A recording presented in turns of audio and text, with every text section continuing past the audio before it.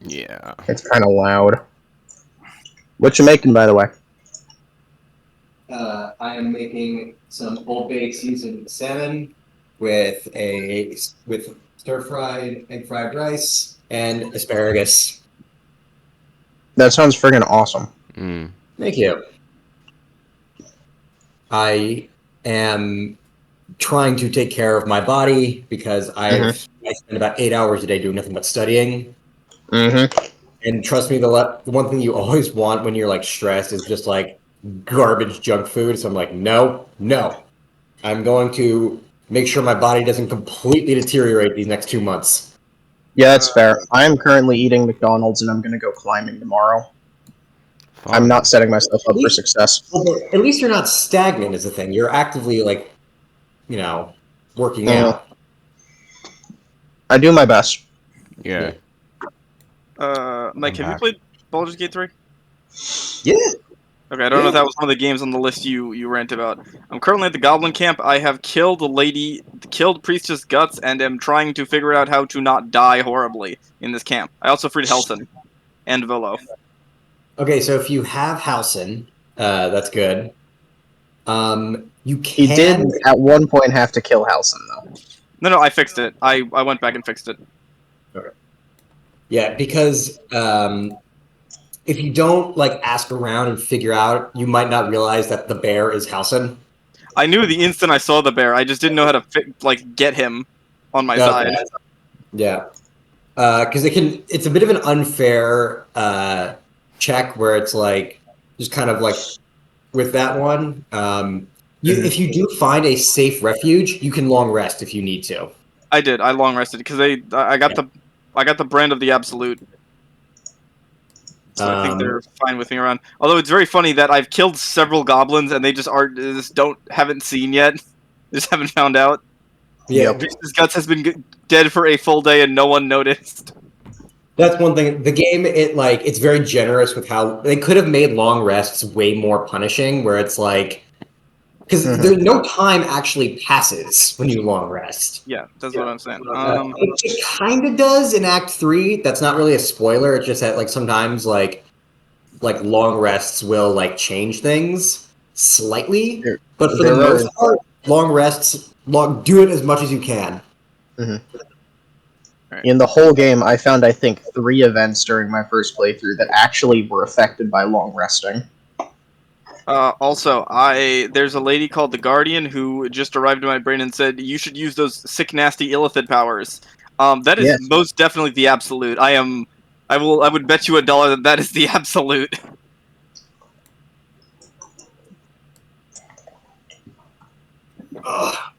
She wants me to use my sick, nasty brain powers. That lady is evil.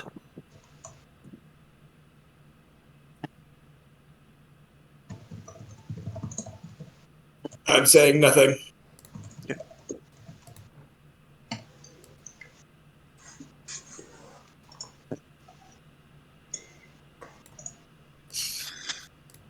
Don't you dare, Pancake.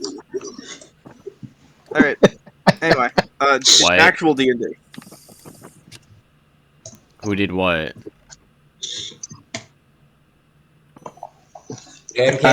I'm discussing story spoilers with Mike. It's alright. Oh. I'm not gonna. I just wanted to point out. Trust me, it would be a lot of fun too, but don't.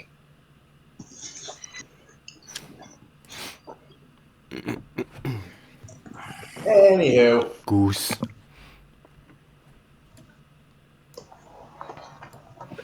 Alright. With Mike as my conscience, I will not. This time.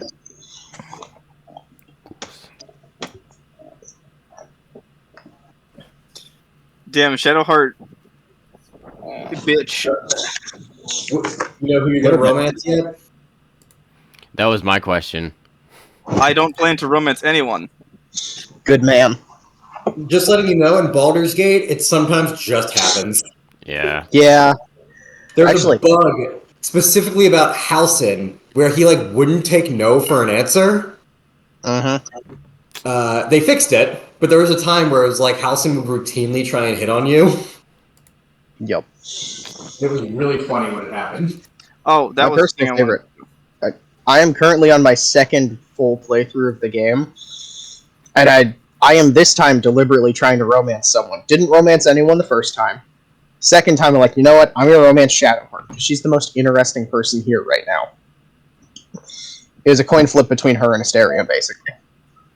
Asterian's a good himbo. I somehow managed to accidentally romance 2 other people.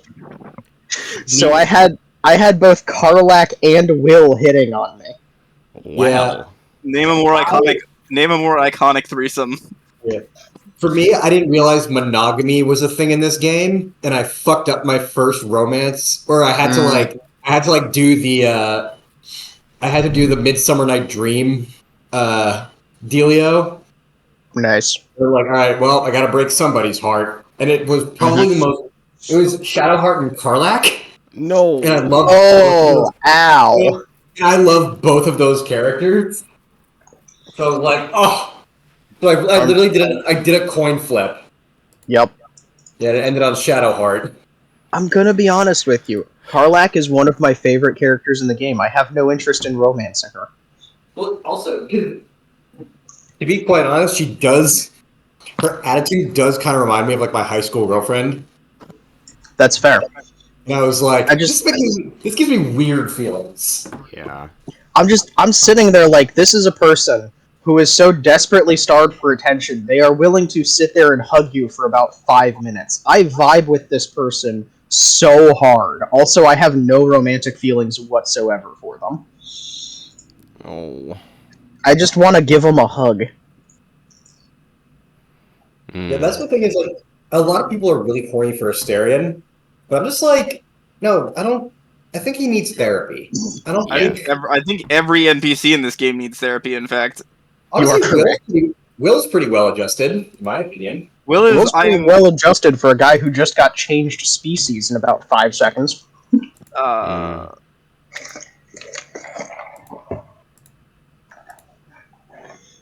was gonna say, I think the only companion that doesn't really need therapy is Will and Jaheira. Jaheira seems all right. Oh, you don't know who Jaheira is? It's not a spoiler. He doesn't yet. He doesn't yet, and it's not really a spoiler if I mention a name. Also, she definitely needs therapy. She just needs like fantasy therapy as opposed to emotional therapy. Mm-hmm. Yeah. And then trying to think, like, I can't say that. That's a spoiler. I don't think it's a spoiler to point out she needs the same therapy every other elf in a high fantasy setting needs.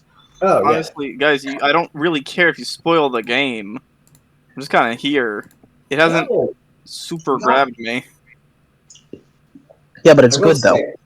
I will say though, like if I had to pick a dude to romance, Gale, 100%. Actually, wait, I did romance Gale my second playthrough. That's interesting because I have almost no romantic attraction whatsoever, IRL or in video games. But Gale is about one of the hardest nopes for me I have ever experienced in a video game. The hardest what for you? Just no. Just nah. Really? Not doing it. Really? And I can't tell you why. There's just... Is it because he's kind of arrogant? Like... No, it's not his attitude. It's just his general personality and history. I feel like... Well, okay, yes, he has issues. But they all have issues. That's the whole point of these characters. I know they have issues. He just gives me very specific, like, he's going to abandon me one day on a sunset beach without telling me. Leave me a margarita and say nothing, kind of like, that's the vibe I get off of him. Given certain parts of his past, I'm not going to say what, given certain parts of his past, I can see how that actually would happen. With Gale specifically.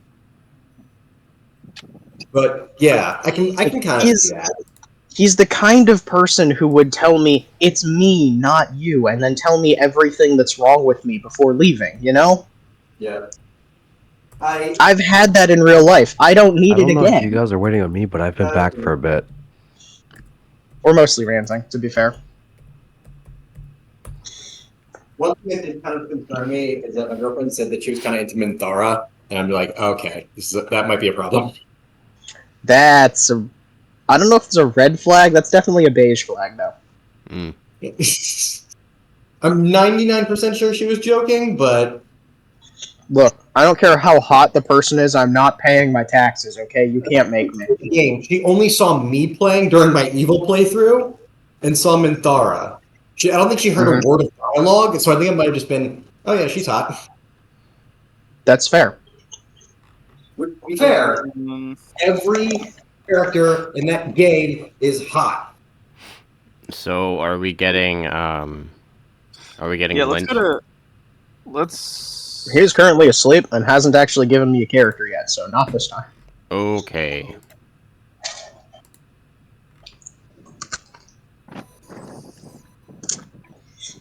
Alrighty. Mm-hmm.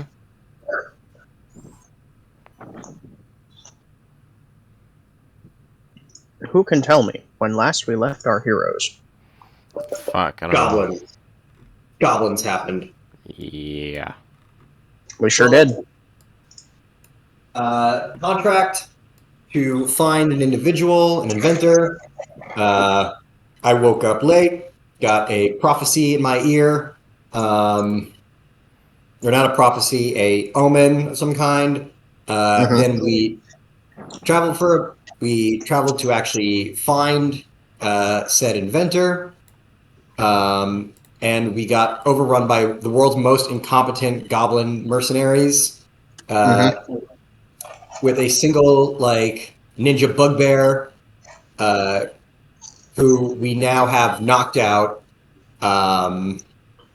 and we are at the inventor's house, I can assume, or their lab of some kind. Yeah, we saw them throwing, I think, eggs at the hobgoblin that kicked my ass. And was having a screaming match with. Yeah, they were having a screaming match with the hobgoblin, and then the hobgoblin absolutely kicked my ass. Cool. To be honest, they rocked all of our shit. They really did. I was chilling. Yeah. The one fight where no one had heat metal, the dwarf. I was chilling. I don't know about you. Man, I had heat metal. I just didn't use it. They didn't have heat metal. They didn't have it. That's what I'm saying. They didn't heat metal you and make a toasty dwarf omelet. This is true. I have a wonderfully unique situation where the dwarf and the monks are all very hard to hit in about the same way, but what works on the dwarf doesn't work on the monks, and what works on the monks doesn't work on the dwarf. So I have to, figure out how to challenge all of you without just explicitly targeting one of you. Mm. It's been a very fun challenge, I will admit. In the meantime, as I recall, you have captured the bugbear alive, or at least knocked her unconscious at this point. Yeah. And we left off right at the end of combat, so we can pick up there. Oh.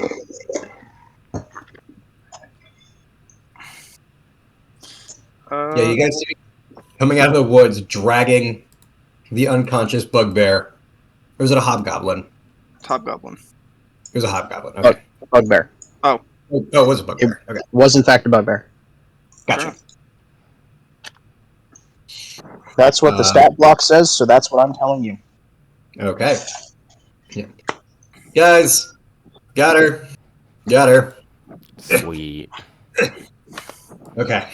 As you step out of the woods, you are nailed in the chest with an egg from the top of the forge as the gnome up there is still shouting and ranting at all of you. It effectively boils down to, get off my lawn. Are they speaking in common, or are they speaking gnomish? They are speaking in a rapid-fire mix of about 4 languages between Goblin, Gnomish, Common, and Dwarvish. Mm. We're not here to harm you, or anything like these guys were doing. Just kind of motions to the various goblin corpses. What are you here for? I don't make weapons! We come with a request from Kalaman. Yeah, I just kind of look over at Dorvos. As I shout over in Dwarvish.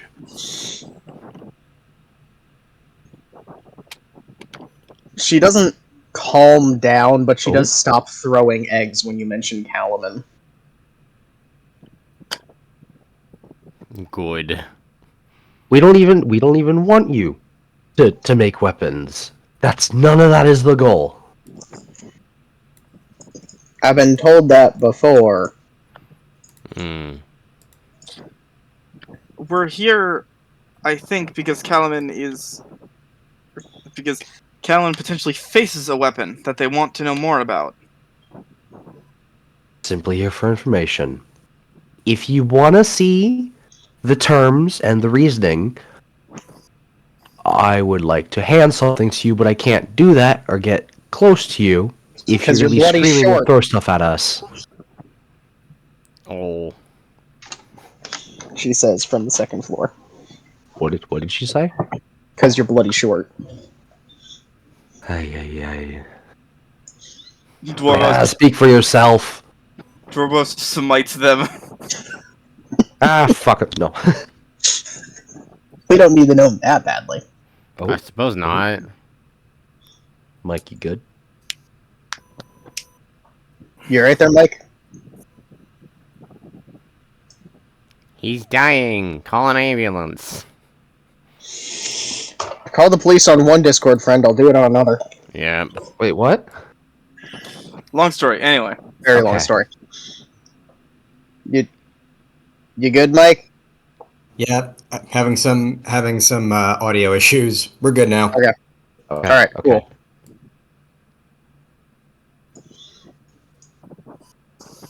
And what does Calaman want with me? Simply information. It's pretty much just information and a little bit of guidance.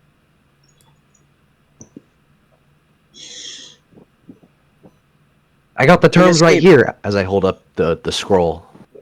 You see, I darling like to believe you, except the last time I was handed an offer like that, turns out I was manufacturing weapons for an unknown foreign power, and I'm not doing that again. Which foreign power was it? But sorry, you talked over each other. Mike? I was like, that's fair. But my best assumption, that's not what we're here for. And Ocean. Fuck, what was I saying? I don't know. Fuck, man. I can also help guarantee that doesn't happen. But also, what foreign... Was it something recently that you made weapons for? Whoever those idiots worked for. Oh, jeez. I'm gonna look over the bugbear's knocked out, right? Friggin' commissioned me a weed-eating device, and they started using it on people. I'm not sure who we're dealing with here, but I'm done dealing with them. That sounds horrific.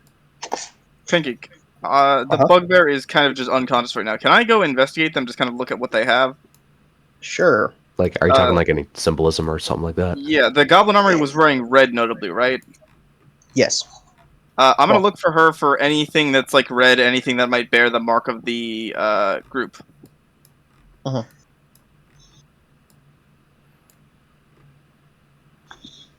So, give me a second, and I will have a list for you. Okay. Because it would go a long way to showing her if we've encountered this group before. Okay.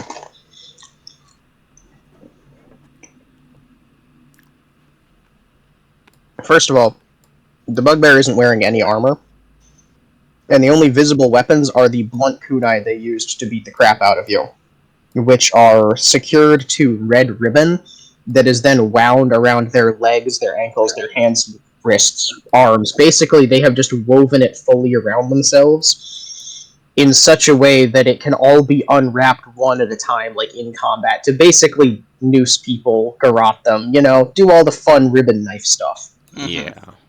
But it's... I'm pocketing that. Give me one moment. It is spooled out from their belt, effectively. So you will have to fully unwrap about 120 feet of bright red ribbon to get it off of them. Okay. Which is going to take you several minutes. I'm not doing that. But anything else on them? Their belt has a single pouch on it, and it's basically the only personal effects they have are a rolled up letter with a broken seal and about 3 gold. What's the letter say?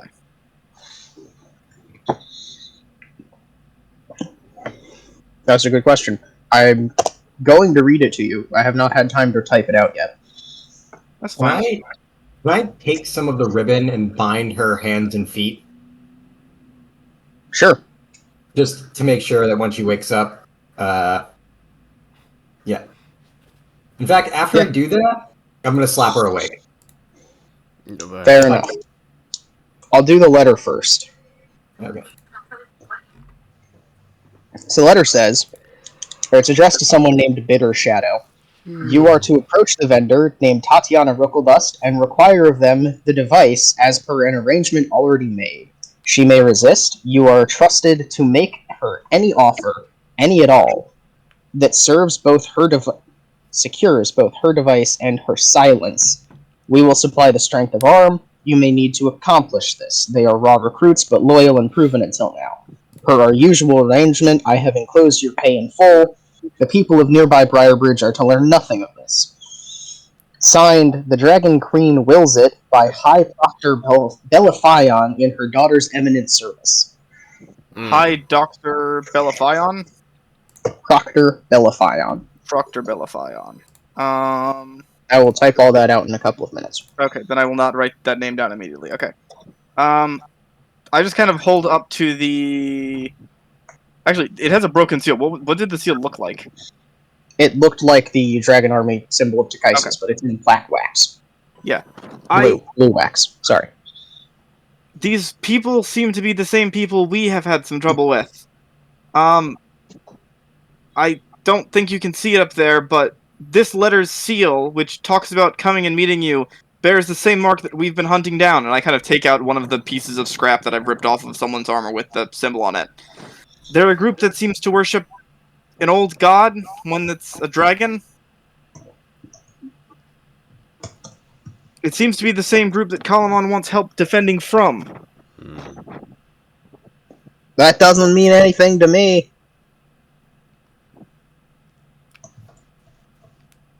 Well, I can assure you that we have no ill intentions. I think the people of Kalamon just want to talk to you for now. Get your opinion. The people that you are making weapons for have some rather strong ones of their own.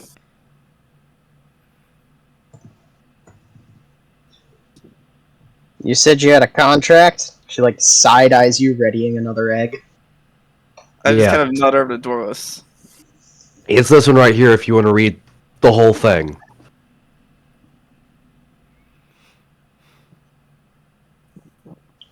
I'll give it a look. Do I just toss it up, or is she coming down? She's making no move to come down. I'm just gonna toss it up. Fair enough. It's what? 10, 15 feet? Yeah. It's not that hard. No. And it's pretty well bound with twine. So it's I'm not worried about it. Yeah. You're not throwing a loose sheaf of paper at her. No. Instead of catching it, she kind of watches it go up past her a couple of feet, and then on its way down, she kicks something to the side of the circular door that she's standing in, and a tray pops out on one of those cuckoo clock springs and catches it before dragging it back into the house. I'll be a minute. She closes the head of the bowl, which is now complete, having its nose closed. It appears that the nostrils are now part of the chimney as they start pouring smoke at the same time the inner forge lights up. Neat. Fair enough. Now we wait. Indeed. So while she's reading it, I'm going to slap the bugbear awake.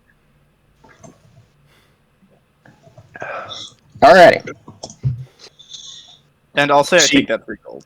She is currently at 0 hit points, so I need you to make a medicine check, please. Oh, I'm not good at that. I am.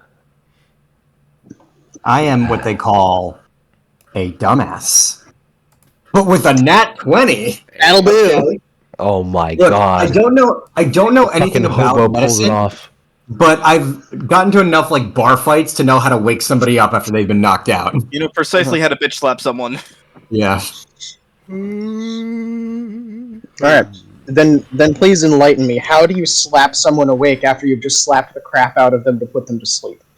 I pull out some of that yak butter tea that I drink. Okay. And I tilt her nose upward and pour a little bit down it. Oh. Yeah, that'll do it. Yeah, that'll do it. Jesus. Oh wait, medicine's wisdom. Oh, I'm a dumbass. 23 then. Never mind. Alright, that's fine. Doesn't matter. It's a nat 20 either way. Yeah. Alright. Hey, good morning.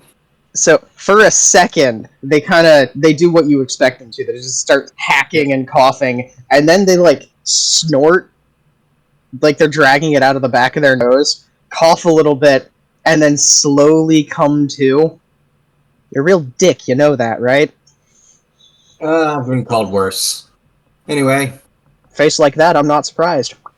and with a mouth like yours, I'm surprised you're alone.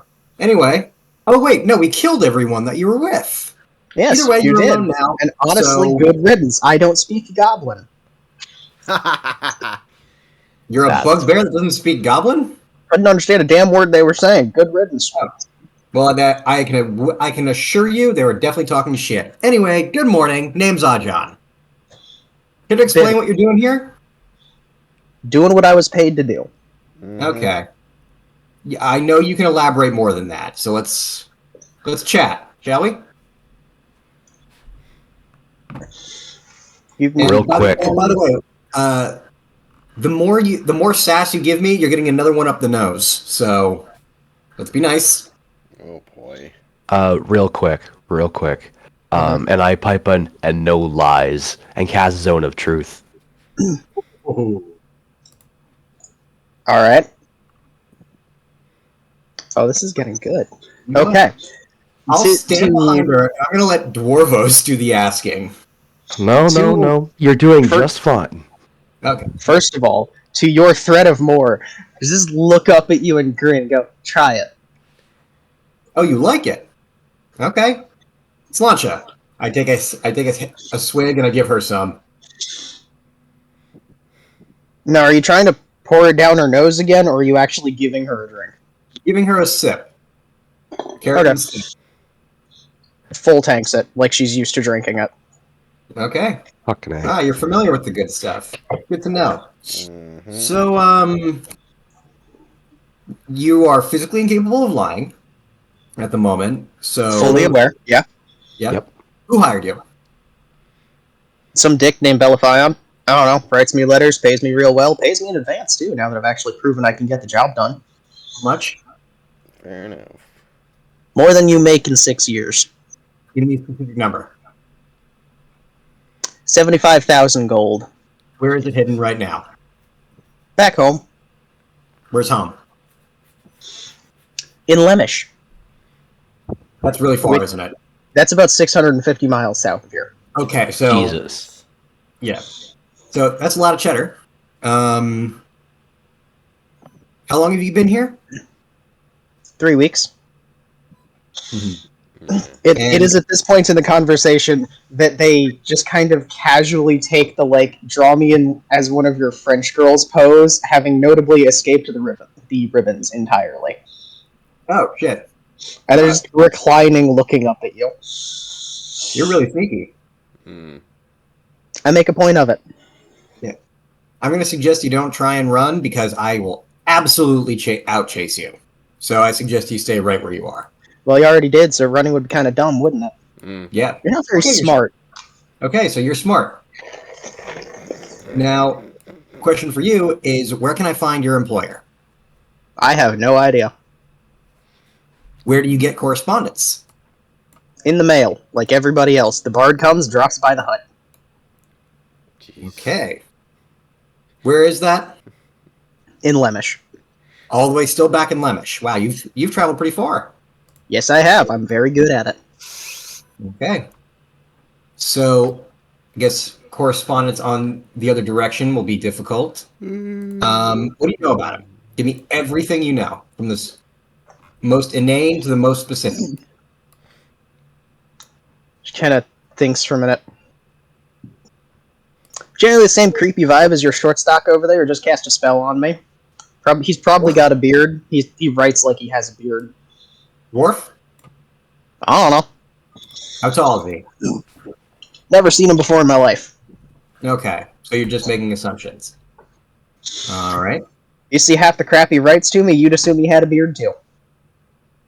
Okay, how do you know it's a man? Because a proctor is a man. A proctor silex is a woman. Ugh, And he signs all of his letters.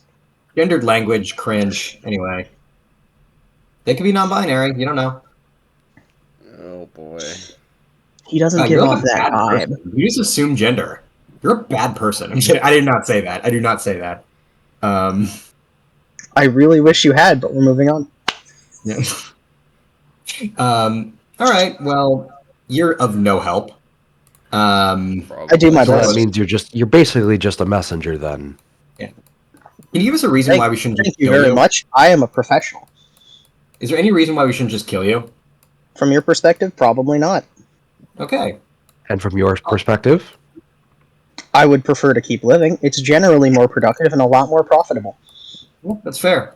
You know what? And if we let you Give us- live, would you just go back to doing the same thing you always do, bringing message for the same person? I'm assuming so, because it's lucrative. I work for whoever pays me. Ah, I see. That's All the right. way it is. So, The highest bidder was some dick in the Tamanbasuk Mountains. I took the gold. I did the job. It worked out well. Manbasuk Mountains, huh? Okay. now, Might have some connections over there. you've been paid up front, right? Mm-hmm. So you've got your goal. I also got my ass kicked, so I can actually claim that I didn't get the job done.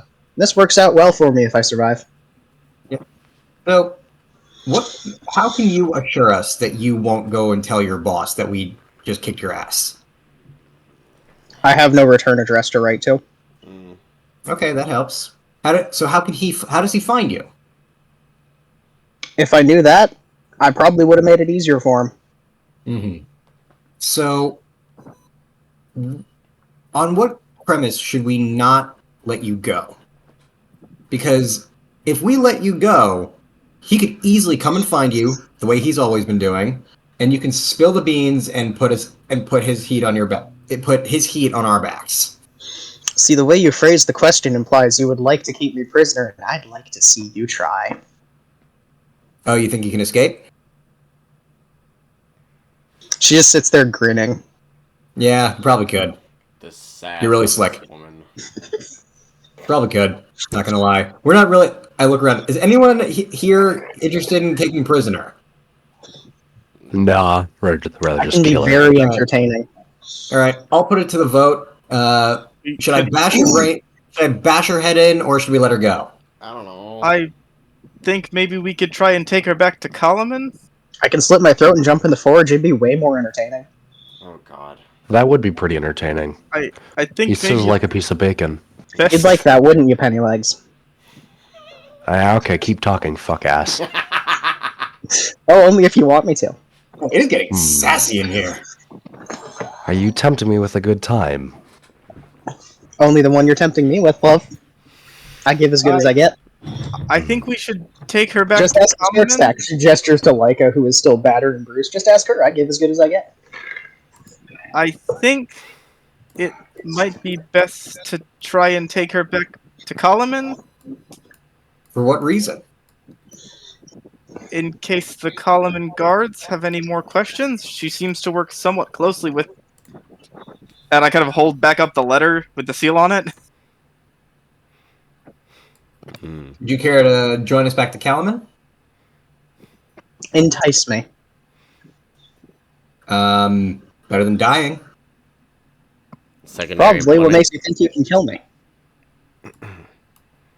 What makes you think we can kill you? Mm-hmm. You do realize is that if I'd aimed my fist maybe a centimeter higher, you would have died? You might have tried. I'm gonna try and intimidate her. I'm just gonna like look her in the eye and be like, I have punched human heads off of necks. Roll intimidation. Human heads. This is a bugbear. I will let you know this is DC 16. Oh, I still have my Dance of the Masters going, which gives me performance and intimidation. Yay! Advantage? Yeah. Oh boy. Neat. Oh, god damn it. Wow, the highest of highs and the lowest of lows. Wait, but you said... Wait, where did you roll? Table. Oh, whoops. He's in the rolling in table. the table. God damn it, I'm doing it again. Anyway, a 5. Sorry, a 4. Oh, God. Kind of looks up at you. I'm not human. Yeah, that's fair. I look at Dwarvos. I walked into that, didn't I? Yes, you did. Okay, damn it. Alright, how about you give it a try? Give what a try. You're simply just basically a paid professional messenger, right? Gets the job done, gets whatever needs doing done. Not particularly a mercenary per se, just someone simply for hire. I'm a professional. I never said you weren't. I'm simply stating that you work on gold. Work by commission, yeah.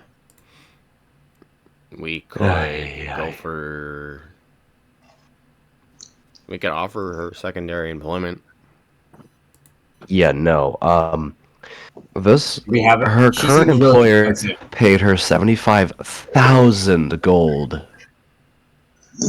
That's a lot of dough.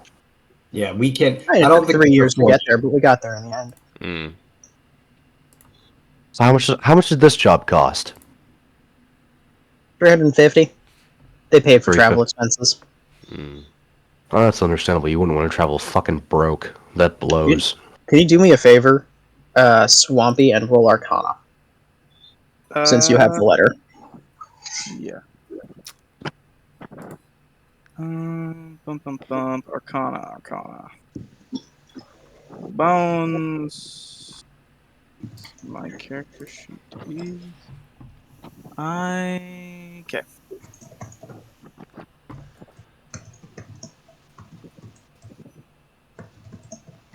That is a 15. Okay. The letter that you're holding, the reverse side, is in fact a spell scroll with a consumed spell of gate. Huh. Spell of what? Gate. Well, I think that explains how she got here. Yeah, gate. Would I, as the character, know what gate does? I probably would. You might not know exactly what it does, but you can get the gist of it. Okay, so it opens a portal. Did you use that scroll to get here, or are you using that to get home? I didn't walk, did I? It's been used. So it's how she got here. That implies there's some way she was planning on going home. It was supposed to be a long-term arrangement. I wasn't going home anytime soon. And I was going to go home a lot richer. Ah, I see. Get out of town, get paid a whole lot, do whatever you want for a time, and go back to work sort of deal. Well, we have some I got information. family to look after. I'm the only working one. You know, gotta do what you gotta do. They can live without me for a little bit on what I've already made. I have a question. Where is Lemming? Lemish. It is. So, you are in Kalaman, which is on not quite the farthest northern reach, but you're at the very northern end of the Vingard River. Lemish is the very, very, very southern end of that same river. Oh, I see it. Yeah, that's That's at least, what, a week, 2 weeks? It's Yeah, about 2 weeks. month. About a week by horse. Week and a half-ish. Notably, though, the existence of a black letter is important. As is I'm saying this out of character. Notably, what's important is the existence of a black letter, which is another one of the colors we were missing, which was unaccounted for, and the fact that it showed up in a certain region. I had to correct myself. It was blue, not black. Blue. Okay. Blue letter. Well, yeah. So, blue letter seal with a blue seal, and it comes from Lemish. Yep. Okay.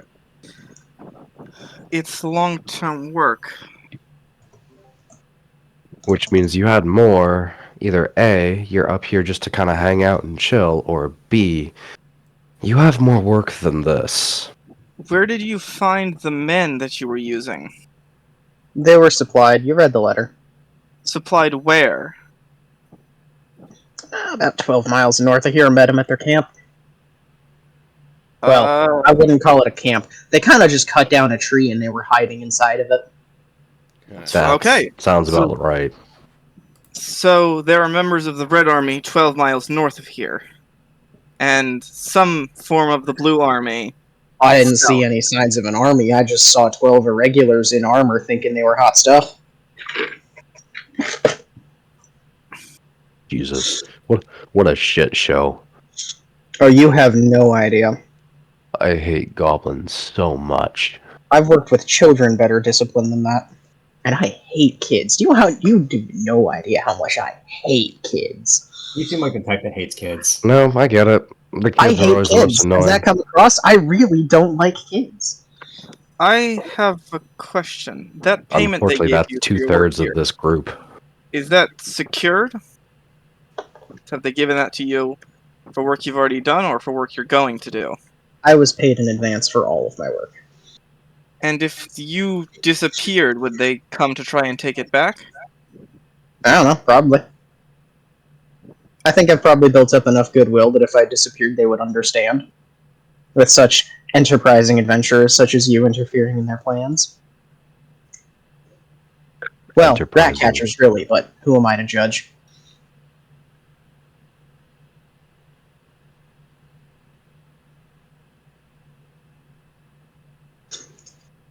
She, leans over a bit towards, you know the difference between me and you? Can't say I do. I get paid a lot better than you. I see.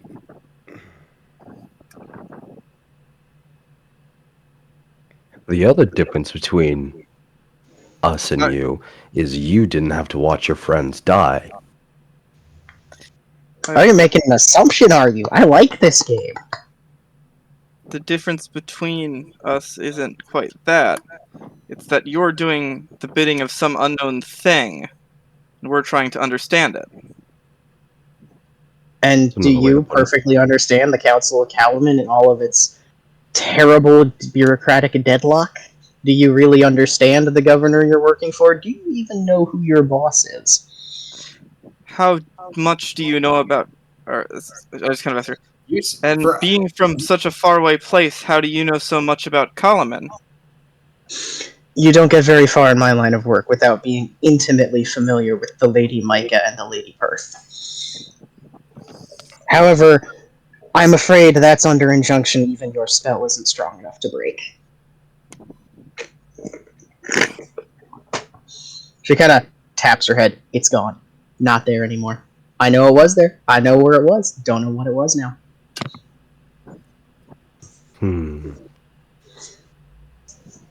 Basically, put a spell over you to shut up? Woke up one day, didn't remember what I remembered. And who do you think's responsible for that?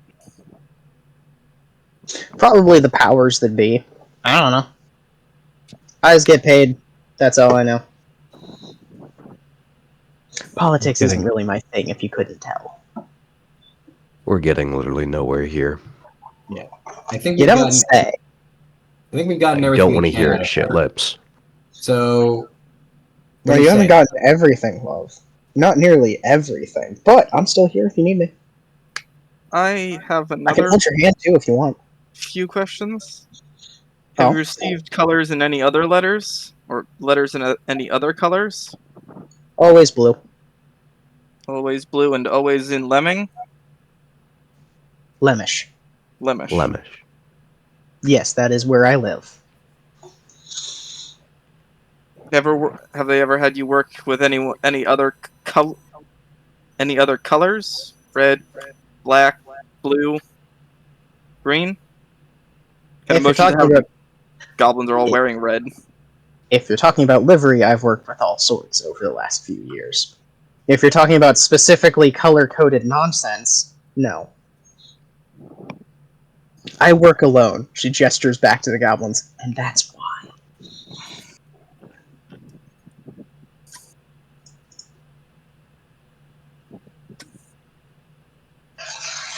What were you planning on doing, spending your time in this area before you headed off back home? Briarbridge is a nice town. Figured I'd go to the bar, get blackout drunk, forget this ever happened. You showed up, and I wanted to do that even more after seeing your face. Hilarious. You are, by far, the biggest inconvenience I've had in about 2 weeks, and that's coming from the person who had to wrangle half a dozen goblins when she didn't speak the language, then had to come get this job done. Threw a real wrench in my plans, you know that? I was going to go get merrily drunk. And on the topic of this job, what were you here to get? I don't know. I was told to go get the device that the contract mentioned. I was not privy to the contract. All I know is some bugger showed up, ticked off the that little pretty up there in the tower, and then I was sent to go smooth things over. I'm gonna Smooth go. things over, mind. They sent a dozen goblins with me to smooth things over. You know how buggering hard it is when you've got goblins blundering all over the place to be a diplomatic person? I'm gonna kind of go knock on the door. I'm gonna leave the conversation and go knock on the door. Understandable. But at the very least, I did get some useful information about the fucking armies and the colors. A little bit. A little bit. Uh-huh. That was that there are goblins as close as 12 miles north.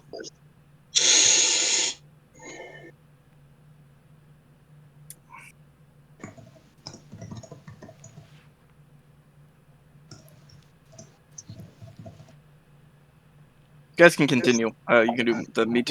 I thought you were gonna go knock on the door. I am, but you guys can keep talking with her if you want. There's nothing really more I need to ask. Nothing you need to ask. Is there anything else you want to ask? Do you like this tea? Yeah, I've had worse. All right, passive aggressive, but I respect it. You're a sailor. You know there are way worse things out there. Oh, absolutely. I did a shoey out of a peg leg once. You know, I've never done that. I have had curdled minotaur milk, though. That was not a pleasant experience. Don't recommend it. Ew. And that's coming from someone who barely has any taste buds left. Yeah. Excuse me. Yeah, I can't think of, for the life of me, can't think of anything else to ask this person. So because you're so privy to a whole lot of information, you have any information on what sort of nasty shit Calamans can getting their hands deep in? Considering how much I've been paid, and the brand new information to me that they are in fact threatening Calumet, which is, I would pay dearly to see that. That would be very entertaining. I'd say pretty deep. Can't give you any specifics, though. They are really into dragons. Like, weirdly, you know those people who are like, their entire personality is horse? Imagine those people, but dragons. That's kind of the level of crazy we're dealing with here. Crazy are on the other side or Calaman's side? Oh, the side that's been paying me, absolutely. These people are insane. We've kind of gathered that, unfortunately. Oh, good. You're not as dumb as you look. What do you know about these dragons? Dragons, big mythical lizard beasties, used to breathe fire and eat people. People had sacrificed versions to him. I guess that means I'm pretty safe. They're not exactly the most humanoid or sacrificable. Yeah, I'm also not that pretty. It helps. I don't languish nicely. You seem to be doing pretty good for yourself now. Oh, absolutely, but look at the company. Yeah. You might be an inconvenience, but you're also massively entertaining. I'm having a good time. Oh my gosh.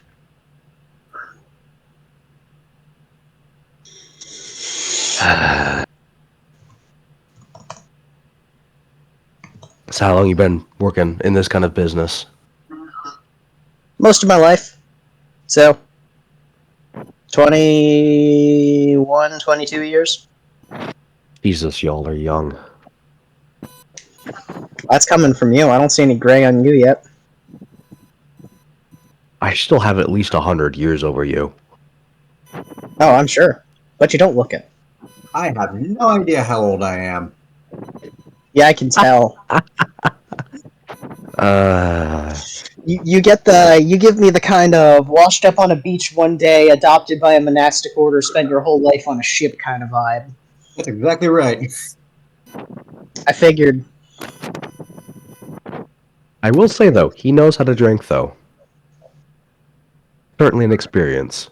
I mean, he's a sailor. I'd be terribly disappointed if he didn't. This is also true. Also, you need to shower. You still smell like the ocean. I kind of It like doesn't go away. I think that's just how my skin smells now. That is a deeply disturbing sentiment. You should bathe more. He threw himself into a water trough at one point and he still smells like the ocean. Yeah, but did he use soap? Have you ever heard of soap? First off, you smell like charcoal and oil, dude. This is fair, I'll grant you. I've also been on the road with goblins for a week. Goblins never smell nice. Don't look nice, don't sound nice, aren't nice. Just horrible to work with in general. Imagine just gestures. Imagine having to wear this face for an entire week. You can extrapolate from there, yeah? Understandable. This face? Talking about herself? Uh-huh. Is this not how you actually look? Wouldn't you like to know? I would like to know. And you're going to tell me. Just, for a moment, she just sits there grinning at you. And I need you to make a perception check, please. Yeah. All right. And anyone who's looking at her can do this. All right, I'm going to roll in the right place this time. So you said anyone who's looking at her can roll this? Perception check. I have a follow-up question, but I'm not there to ask it. 12. 3. Okay.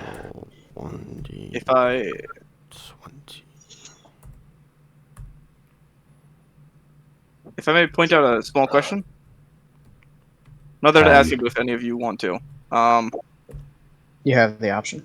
She mentioned that she met with the goblins like 12 miles from here, but she says she's been with them for a week or 2 weeks. I wonder what she was doing in that time, other than... Because it takes... That is far longer than it takes to get a few miles. True.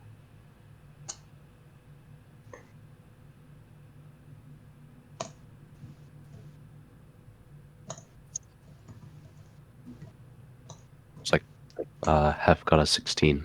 Yep. Okay, give me 1 minute. I'm almost finished typing out the letter. All good. Take your time.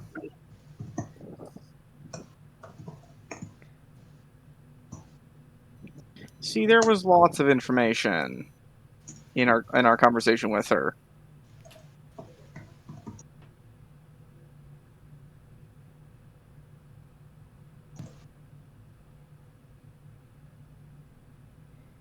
You mean it's not spelled correctly? That's how you spell that word. Okay, there we go. There's your letter. So, anyone who got higher than a 12, so that's Mike and Twin. Okay, cool. So you're looking... she's very obviously stalling because she knows that she is under a truth spell, and very obviously does not want to reveal this particular bit of information. But you see her glance you over, Ajan, like really obviously checking you out, toe to tip. And then, through a process that only takes about a second, so you can't quite see how it happens, you are looking at a mirror image of yourself, except this time laid out extravagantly, making eyes at you. What's up, handsome?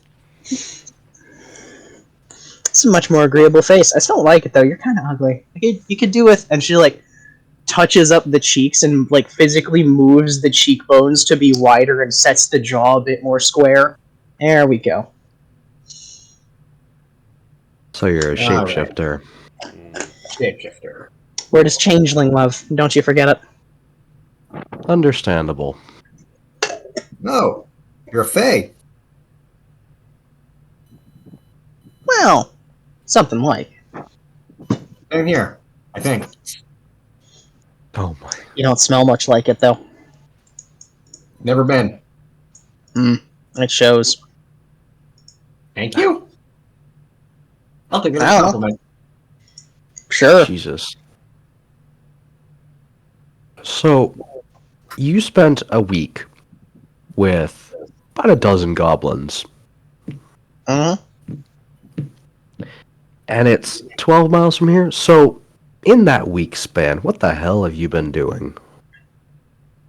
You ever tried to socialize goblins before? It's not a lot of fun. You wanna just take some goblins in full plate armor that were hiding in a log when you showed up, and you don't speak the language. You want to try and teach them how to have a civil conversation with a gnome in a tower. You want to do that? Do you want to do what I have had to do? I get paid very well, and it was not enough for what I... Why do you think I'm so chill with them being dead? I hated them. So you spent a week. Miserable. So you spent a week trying to communicate with a bunch of fucking stupid goblins. Yes. Hold up two fingers and rub them together. Do you see what this is? You're failing very badly to snap, is what you're doing right there. The world's smallest violin. Uh-huh. You took the job. You're in no right to complain. I got one better for you. She does the crank box flipping you off. What are you, 12? Come on. Something like. Wouldn't you like to know? How old are you? 25. Okay, I know now. What did you Hilarious. Now tell me. What's your... Huh? So what's your name? Bitters. And that's all you need to know. Okay, well, I'm Ajan. Pleasure. So you've said. Interesting. Bitters. I imagine that's not your full name, however, I also imagine you don't want to give your full name. It's only a partial name.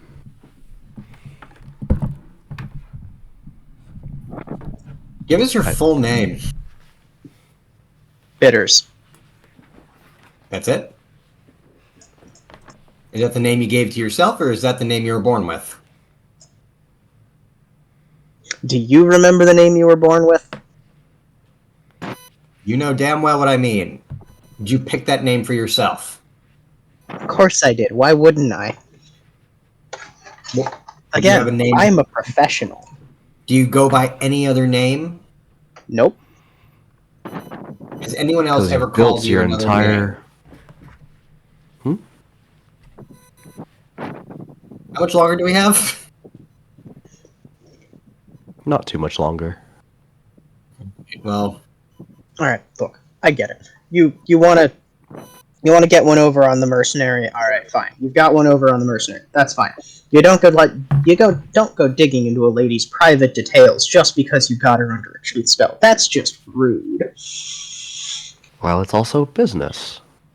I'm aware that it's business, but my name is none of your business. My family is none of your business, and the things that I do in my spare time are none of your business, but they could be if you ask nicely. Your business, when surrounding this sort of shenanigans, because there's always so much bullshit and shenanigans and tape, and you get the idea. You're a professional, you would know. Unfortunately, a little too well. Well, I know you're bitters, that's all that matters. Your family, All that matters I to don't me. care about.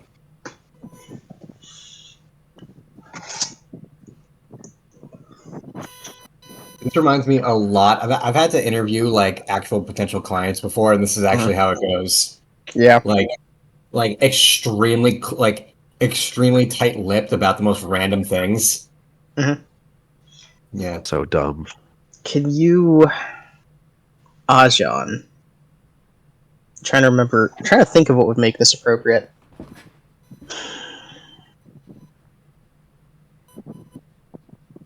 Can you roll me insight? I think insight's probably the best one for this. Yeah.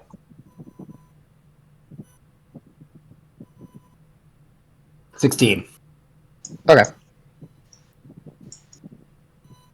So during this entire conversation, she's been mostly pretty still, and she's never really squirmed. She did a lot of posturing.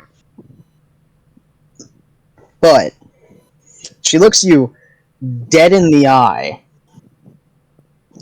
and asks, "Do you really want to kill me?" And it is at this point you realize she has maneuvered you into standing in the zone of truth as well.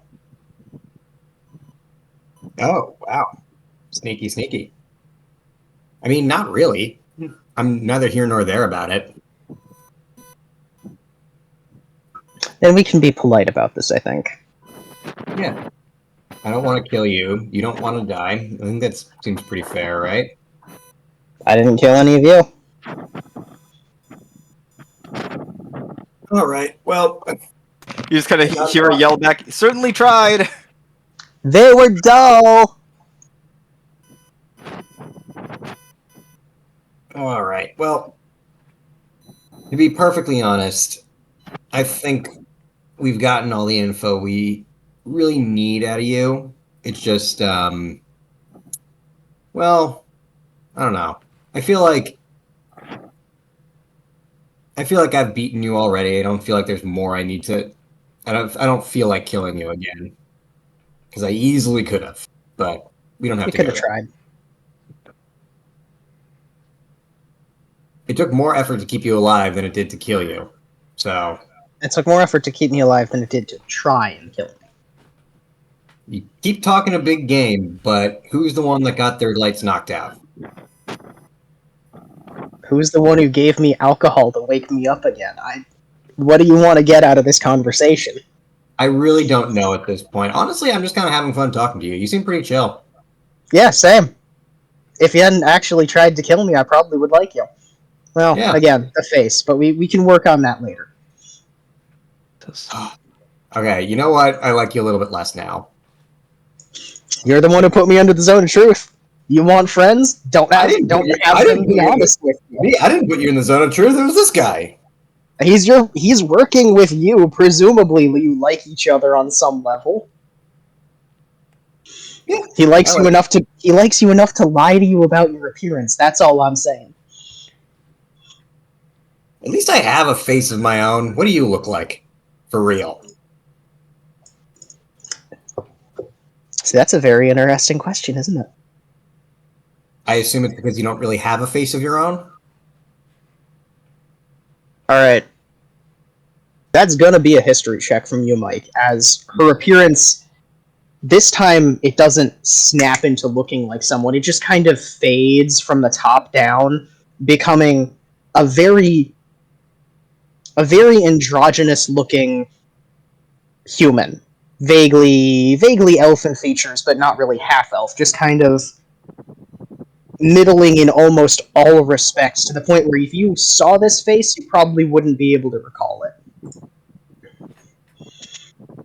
And you have a nagging feeling that despite being unable to recall it, you have seen this person before. This person specifically, or this face? This face specifically.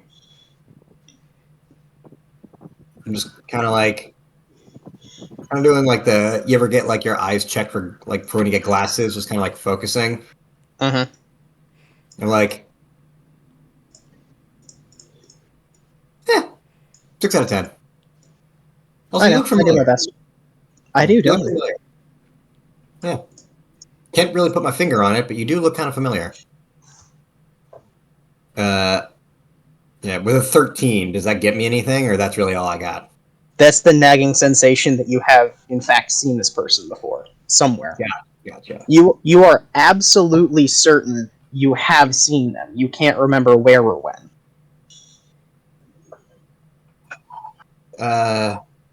Alright, well, you do look kind of familiar. No denying that. I've been meaning to ask you, how's Steven doing? Who? And you, at this point, it's going to become a little bit too hard to ignore. Steven was one of the shipwrights working at your monastery. In particular, now that you've seen this face and you hear the name Steven, you are immediately taken back to being a teenager. And he was the guy who taught you how to pitch and tar the outside of a ship, while yelling at you the entire time with a cigarette in his mouth. He was like he wasn't a father figure or anything special to you, but he was like a guy who was around. He was the sort of guy you could sit around and smoke with all day, while getting stuff done. Like that kind of workman type person, you know? Yeah. I look her up and down. Also, was Steven one of the ones I found dead or missing? Missing. I grab her by the throat. Well, that answers that question, doesn't it? What do you know? About what in particular? The monastery. It was real pretty last time I saw it. When were you there last? About 2 years ago. Do you know what happened since then? Presumably something terrible if you're trying to murder me about it. Something horrible. Oh, good. That's you had nothing to do with it? Just vaguely gestures to the glowing circle in the ground around you. You think I did? Jury's still out. Oh, good. Let me know when they get back in. Also, there's no way Ajahn knows what a jury is. Absolutely. Her zone of truth is worn off at this point, right? I don't know how long it lasts. 10 minutes. It's also a 15-foot radius, so we're all in it. Okay. It would probably be wearing off by now, yeah. Yeah. Well, she's in her own zone of truth, though. No. It's a 15-foot radius. I drag her into it. Huh? No, Mike. She didn't cast it on you. She basically just walked you back into it. So that you are all currently inside. I see. I thought she casted her own. It's a pretty big area. I'm not gonna. My assumption was you were standing on the edge of it, and she maneuvered you specifically into it subtly. Yeah. Okay, so she's still in it. Yeah. Yes, okay. But it's where I've never left it. Gotcha. So you had nothing to do with it? Why would I? Okay, I let her go. Sorry. Had to be sure. Ow! By the way. Oh, it's fine. I know you can take worse than that. Well, yeah, but you better ask me nicely next time. Tricky subject. So, I can tell you weren't that angry when you were a kid. Yes. Anyway, if you must know, the monastery's fucking gone. That information just kind of slides right through her. She gives you a blank stare back. What?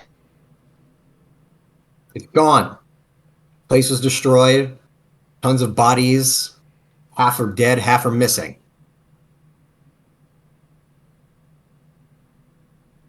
It's very clearly taking a while for the import of this news to dawn on her. She's just kind of, huh? How do you know? What do you mean gone? How can it just be gone? Roy, ransacked, burned to the ground. No more Steven. Steven has ceased. By what? I don't know. If I did, I wouldn't have choked you trying to figure it out.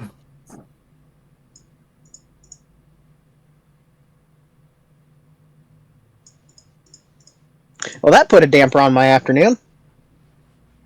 You knew them? The Typhoon Monastery?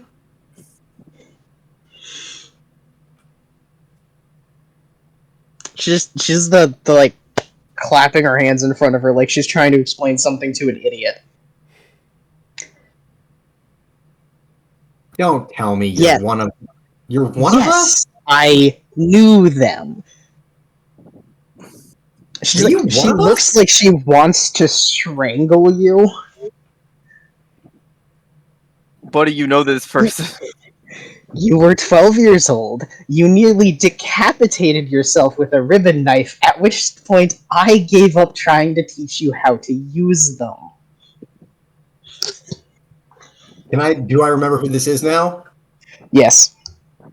You remember them as being roughly the same age as you, and generally a lot less cranky than this, though. And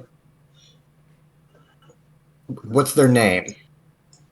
Their real name. You literally never knew their name. The entire time they were there, they were referred to as Kid or the Kid. I kind of like face palm a little bit. I do remember you now. Where the hell'd you go? Home. I went home when I finished my training. You can do that? Yes, you can do that. Most people don't wash up on shore out of nowhere. I mean, yeah. Only the interesting ones. Oh, don't give me that. Oh, I'm giving that to you. Anyway, good to see you again. Been a while. Yeah, nice trying to kill you again. It went about as well this time as it's always gone. Normally you do more damage to yourself, though. You've improved. You're doing good. Can I go now? I really want to go get drunk and just forget this ever happened. You do remember the ways. Anyway, I'm all out of stuff. I'm all out of fucks to give. It's nice to see that one of us is still alive. Well, I'm not, so I'm going to track down someone to go give them to. At which point she starts walking away. Anybody feel like stopping her? Nope. I'm good. Let her walk. All right. Can I see this? Have I been let into the gnome's place yet? The door has not... The door up until now has gone unanswered, so you can in fact see this. I'm just gonna, like, pick up a rock and huck it at her. Try and, like, bonk her with it. Don't. Just let her walk. Deflect missiles. Catch it. You grab her arm beforehand. I'm over by the door. Just let me try my rock, guys. Okay. I have my own reason. I've been out of this conversation for a bit. Hit her with a rock. Hit her with a rock. Yeah, I guess that would just be... She's at 1 hit point, by the way. Yeah, that's fine. I'm not trying to, like, kill her. I'm trying to knock her back out. 15. 15 is a miss. Alright. I'm not going to pursue it more than that, but I figured I would give it a shot. I trust you guys enough to if you really thought it was important, grab her. The rock, like, flies over her head, plunks in front of her, and she stares at it for a second. Then she just shrugs and keeps walking. Hey, let's get drunk sometime, if you're going to be in town. Andrew looks back over her shoulder. Would you even know it's me? Only if you tell me. She finger guns and keeps walking away. At which point the door is finally answered by a large clockwork chicken. I just kind of yell up this time. Hello? Have you finished reading? The mouth, like, falls open, in a very limp, bouncy sort of way. And there's like a little. You would picture this as about the same material you would use to strain food through. And from behind this colander-looking bauble device comes a very, very obviously not human voice. The lady of the house cannot answer at the moment. Please leave a message. And a little notepad like flips out of the chicken's breast and just like pops up towards you, and a pen folds out of the little tray it's on. I'll just, I guess, write my message down. Have you finished reading yet? Question mark. Dash Leica. It folds back in, and the chicken like just kind of wobbles backwards like it's not walking, and the door closes gently. Several minutes later, the gnome emerges wearing a very thick pair of glasses, holding a pencil and underlining something on the contract. Yes? Where'd the ugly go? Left. I interrogated her, and she left, I believe.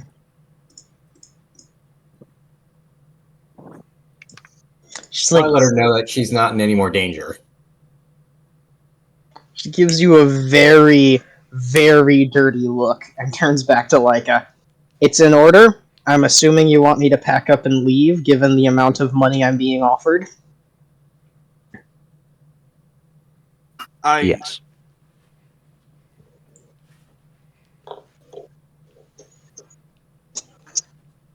From my understanding, they want you to spend some time within the Kalaman walls as an advisor of sorts.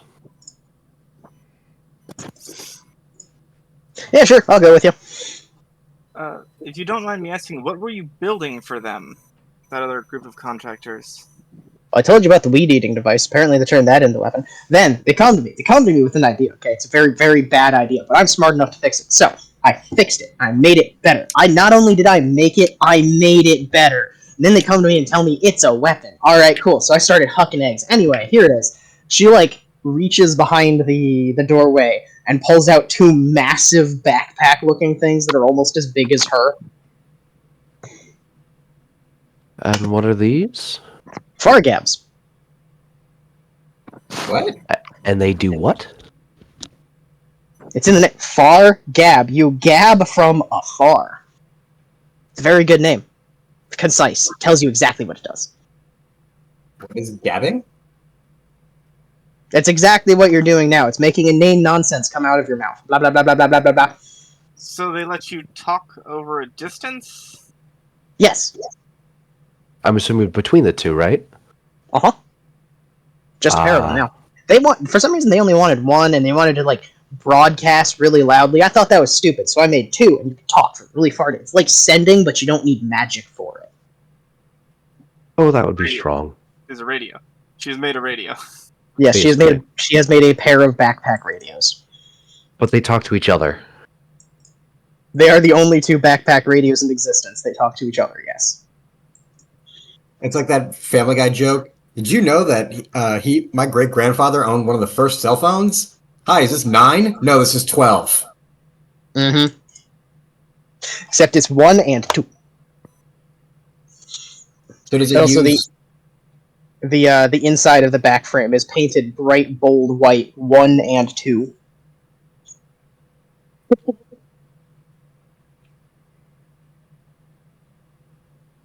I see. You want them? I'm not getting paid for them. At least not by those idiots. I suppose they'd be Well, you can take them, yeah. Cool. Maybe they'll help you. I don't know. As long as you're not working with them, I'm okay with it. Creepy foreign powers, not my thing. The better way we put it is that we work against them. Even better. They are a group following a goddess called Tychisis, from what we've gathered. She had this symbol, which we've encountered a few other times. And they have some strong weapons. Yeah. I see. It doesn't mean a thing to me. Notably, a large cannon-like device. Uh-huh. That shoots fire. Kind of everywhere, on everything, all at once. Oh yeah, big gnarly mouth, kind of toothy little thing, rolls around on little feet with like wheels. Yeah, I made that. That's Weed Eater. That's the Weed Oh, Eater? Jesus Christ. Tell you what, weeds fields like nobody's business. 3 acres done in a flash. How did you not And think some it could snow. be used as a weapon? Look at this thing. What? It looks like a weapon. That's... It was a Weed Eater. Well, I suppose it's good to know It- where it came from. It's supposed to eat weeds. What eats weeds better than fire? Fair enough. We should probably get going then. Probably. Yeah, let's head back to Calaman. I feel like that's something they'd love to know. Yeah. I am happy to know it. So, wait, that's... How did you get the request for that? Pretty much the same way you found me. Some group wanders up here, makes a request, gives me a whole lot of money. I make the thing. I improve it because obviously I'm smarter than they are. They're idiots. They don't know what they want. So I make it look like what they want it to look like, and I ship it out and get paid again. They pay me twice. It's really funny. I don't think they're I think the group that came to make the order didn't communicate that they paid me in advance. I got paid twice for that job. I'm pretty well off. Fair enough. I made some Well, if you really want- nice improvements to my gardening, as you can see. And you just see the clockwork teeth and chickens still tottering around. Except now the chickens are like pecking at the roots of the bushes. Yeah, it does very, very good. I mean, if you want to continue getting paid, you can head with us. I am absolutely okay with money. Yeah, I think... What did they look like? Were they wearing any particular kind of armor or garments? Something with this symbol, and I kind of hold out the Takaisa symbol. Well, the armor's a new development, and presumably they sent that and the ugly after after the last guy came and told me he was here for the weapon, which I don't make weapons, so that kind of tipped me something's a little bit off here. So I ran him out of town, and then they showed up with armor and with the ugly, and there's the yada yada, just gab gab, and that's when you showed up and killed them all. I see.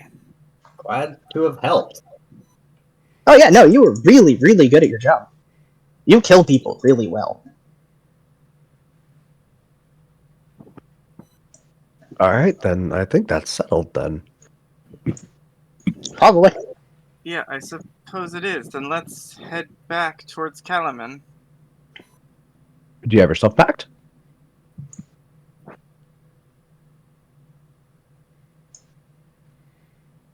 Do Give you me have your 1 stuff minute. packed? She like Okay. walks back into the house and then walks back out with a single suitcase. Yep. Okay, that's settled then. It's at this point in the conversation that you all hear a like loud rushing noise, like something is about to explode. You kind of look up the road and see that Iriata has gathered all of the goblin corpses into a pile and just lit it on fire. Hilarious. How does it smell? It smells Because very of that. clean and fresh, and you get a whiff of like burning cherry wood. And then in about 15 seconds, it has incinerated everything that was in the pile, and it just leaves a bunch of ash sitting in the middle of the road. That was a damn good fire. I'm good at what I do. I respect it. Anyway, ready to go now? Yeah, I think we're ready to go. I think we're set. Onwards. Alright. Yep. Tatiana's like wide-eyed staring at the ashes. You teach me to do that? That was really cool. No.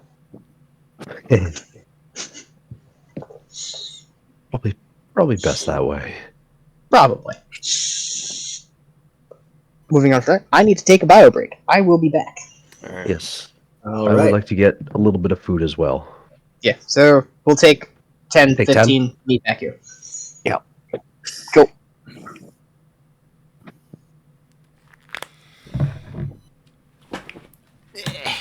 No.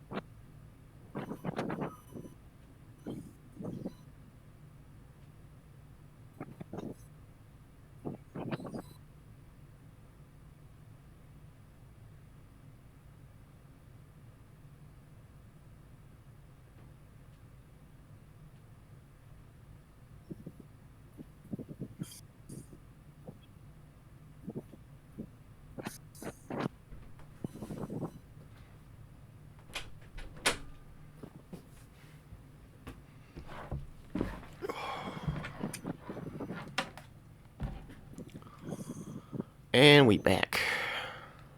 We are back. Ocean's still in the kitchen making food for himself, so.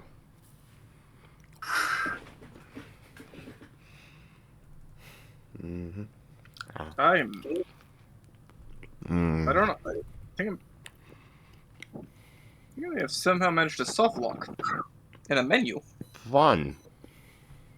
It says create custom marker, and then I cannot create a custom marker.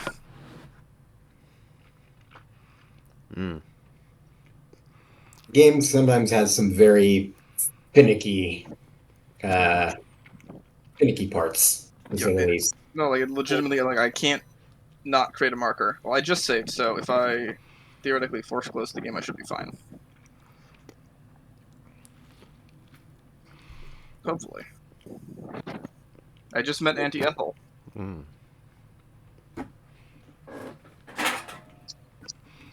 Where'd you meet her? Where'd you meet her? I don't know, Hag. I met her at her hag house. Okay, so yes. So you know she's a hag. Yes, I am aware she is a hag. Okay.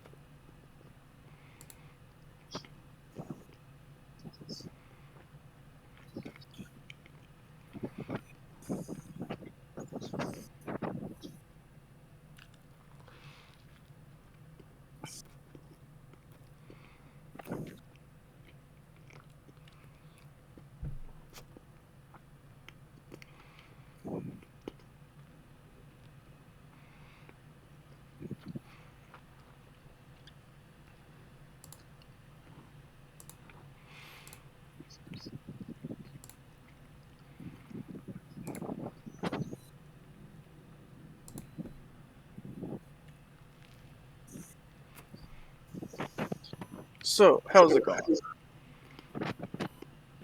How's the bar, Mike? Awful. Still awful. I imagine you're studying 4 and then another 2 on top of that year's worth of schooling? No, so I'm done with law school. I graduated. Yeah, but you have to cover all the material you learned in law school. Essentially, yeah. You're studying about 6 years worth of material. so law school's 3 years, and it's mostly, and funny enough, 99% of it is what you learned in your first year.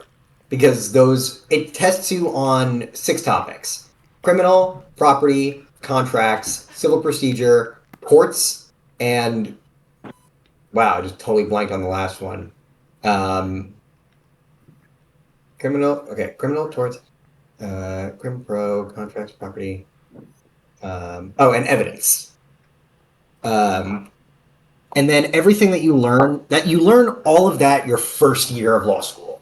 Everything you learn after that is more specified if you were for like the field of law that you want to go into. So you don't have to relearn all 3 years, thank Christ, but you still have to go through a hell of a lot of stuff. Mm-hmm. And it sucks.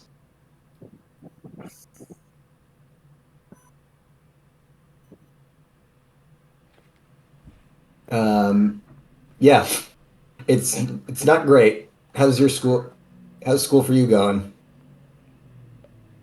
It's going. My semester ended, so I'm kind of just vibing for the most part. Yeah, pulling out. Yeah, but this is my next semester is my last one. Congrats, man! It Also, feels good. I've also got to finish applying to PhD.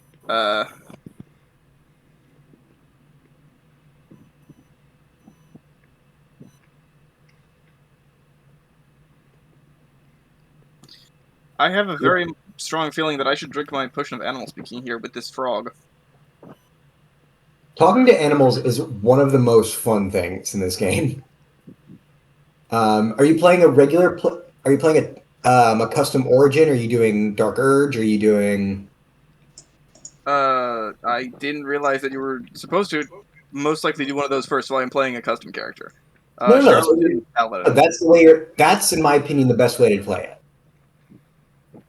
He was having some issues where he didn't know, like he made a paladin but had no anchoring to the world, and I said the solution to that is play an origin character, but the game doesn't tell you that going in. Yeah. Oh yeah. Are you playing Paladin? Yeah. Yeah.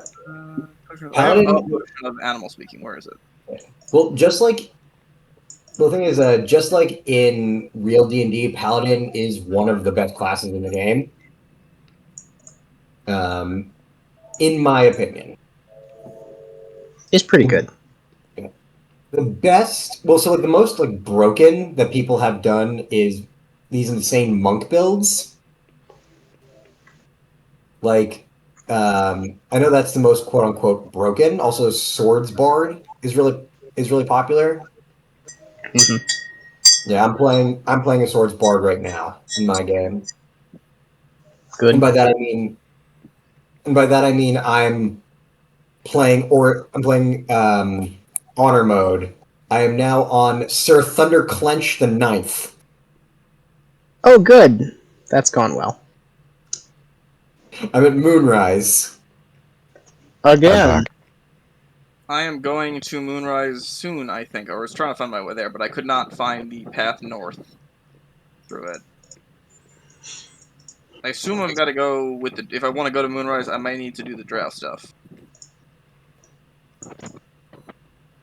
Well, what's nice about this game is that there are a bunch of quote-unquote routes to take. Physical and metaphorical.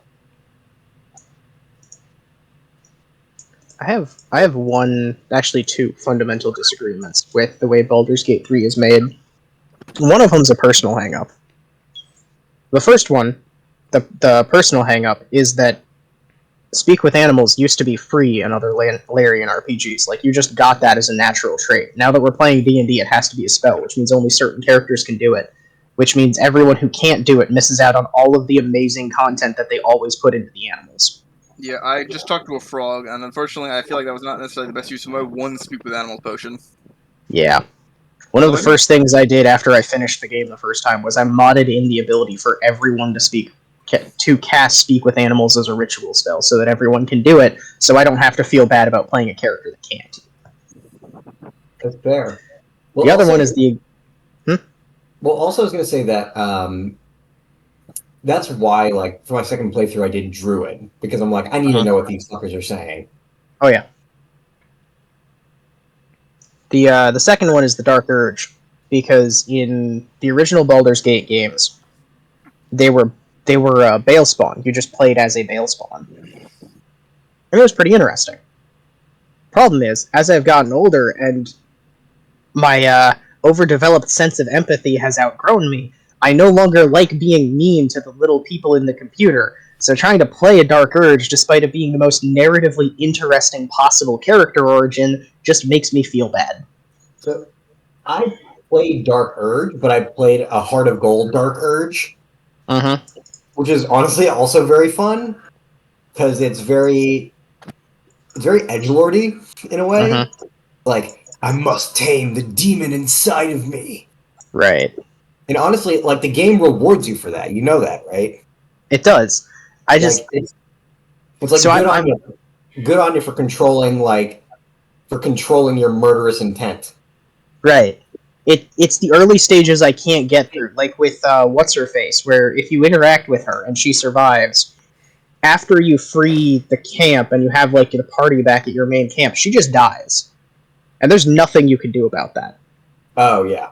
Stuff like that makes me feel like crap as a human being, and there's just nothing I can do to get rid of that feeling when I'm playing these characters. So it's like, this is such an interesting character concept, but I am too much of an everyone has to live kind of person.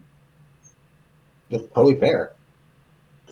It just it would be so, like with the Balespawn, there were ways you could like get around killing everyone by accident, and there were all these little paths you could take. But I'm reading through the Baldur's Gate wiki going, the only way this lady survives is if I literally knock her unconscious so she can't show up to camp. Like that. Mithra. Yeah. Yeah, you have to. I'm pretty sure. I've heard people, like 4 people have said, "Oh, you should just knock her unconscious." Yeah, that's not gonna work. She's fundamentally opposed to everything I believe. We are paladins of different oaths. Correct. So it makes sense for your character killer. But this is a completely different character entirely, who is so fundamental to just the spirit of the game later that if she's dead, I just come up missing something, and it just I can't do it. And that's fair. I think Dark Urge, like, I could never bring myself to play like a full evil playthrough. You know what I mean? Because the game, like, these characters are so fleshed out. Like, they're real. Are we waiting like, on anyone? ugh, I can't do it. We're gushing at the moment while I drink my tea. We're gonna get back to it. I have one question before we get back to it. Very simple one. I'm currently in Doc Razor's like big room. There are a bunch of goblins in here. And I've closed the doors. If I start attacking people, will they open the doors and call for help outside this room? I don't know, because I've never ended up in that situation before. I'm gonna save and try that then. Also, I am not going to stand here and apologize to y'all like I feel like I owe you more than this, because I'm having fun with the session, but I want to thank you for going with me on this. I had a bad week, and I could not get anything prepped, so I'm really thankful that you guys are just willing to go with a mostly roleplay session. We'll do whatever, man. We've done it before. I have no problem with it. Like, that's kind of the whole point of this game, you know, role-playing. I really just appreciate having a group where I don't have to be afraid that if I show up with nothing but roleplay or nothing but combat, you're not going to revolt because it's not the game you want to be playing. I feel like I want to express things. Dude, don't worry about that. We're good.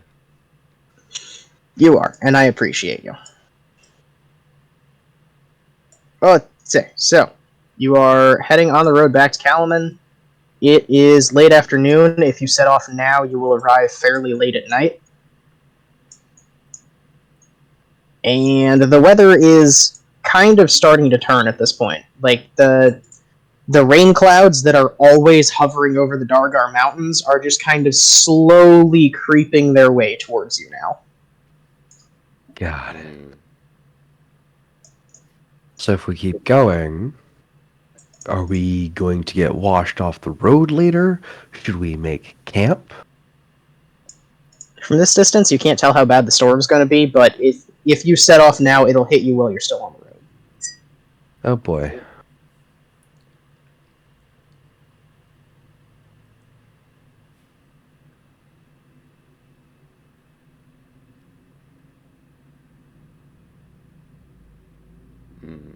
Well, Ooh, that's good tea. nice. What kind of tea? It's just basically the blackest tea I can get. It's English breakfast. Ah, nice. Nice and strong.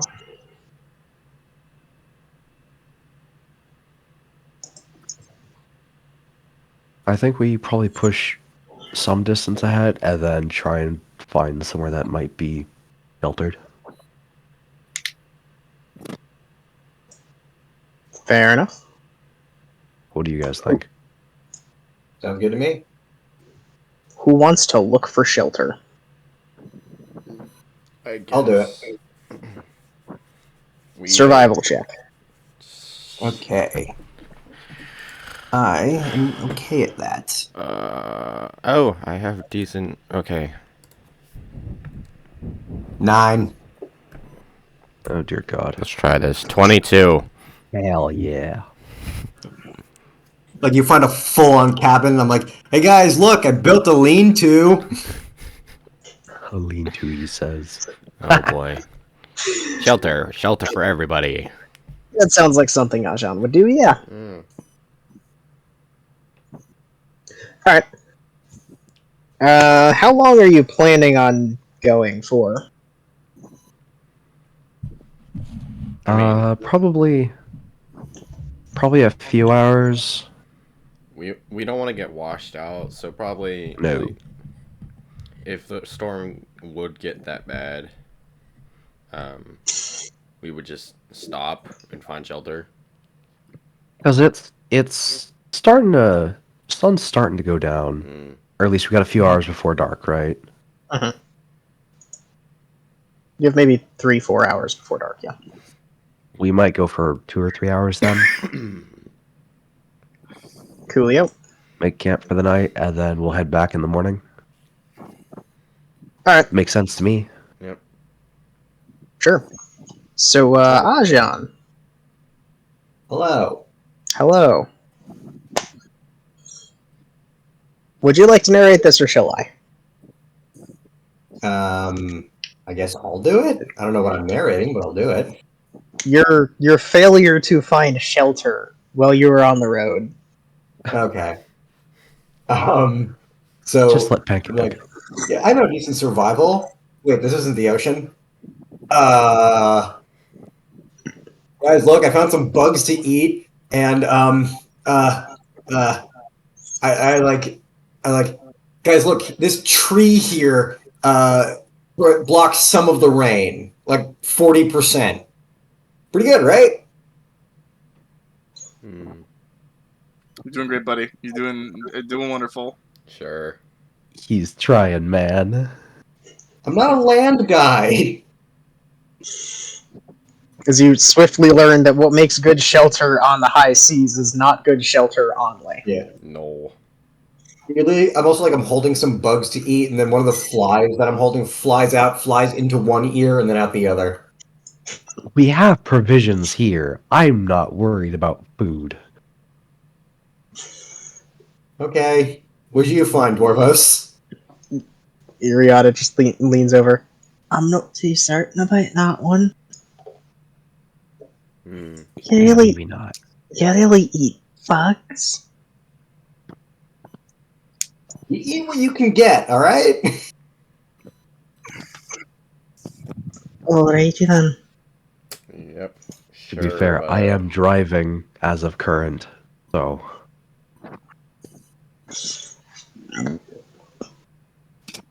Excuse me. So, Twin, what do you find? Survival checks. Sorry. Probably. I'm gonna do some other stuff. I'm not gonna try and find Fair shelter. I trust them. I trust you guys. Probably like either a cave or just a full-on abandoned cabin. Kind of up to Fair you. enough. Something with enough Be that space for everybody. be that as it may, there is at one point there's kind of a disused game trail almost type thing leading off of the road a very short distance to a plot with a whole lot of secondary growth, the kind of stuff that would pop up post civilization as opposed to just the natural field weeds that you would see. Mm-hmm. And there's a half crumbling cabin just kind of sitting there. Oh, you actually did find the cabin. Notably, a couple yards to the side, there is a freshly felled and hollowed tree. Perfect. Wait a second. Are there goblins in that tree? Yeah, Sure just, smells a like good there used to be. Mm. just kick it a little bit, just to double check. Mm-hmm. We might want to check the cabin to make sure there's no goblins in there either. Oh yeah, that's also fair. I'll go in and check for goblins. All of the goblin sign is fairly old. Okay, guys, we're clear. Mm. Okay. Is there any supplies in this abandoned cabin?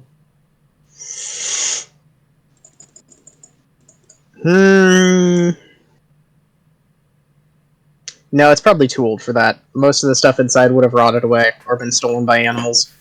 It's been uninhabited for a very long time. Fair enough. Cool. It'll keep us out of the rain for at least, the few hours it might be storming. Uh-huh.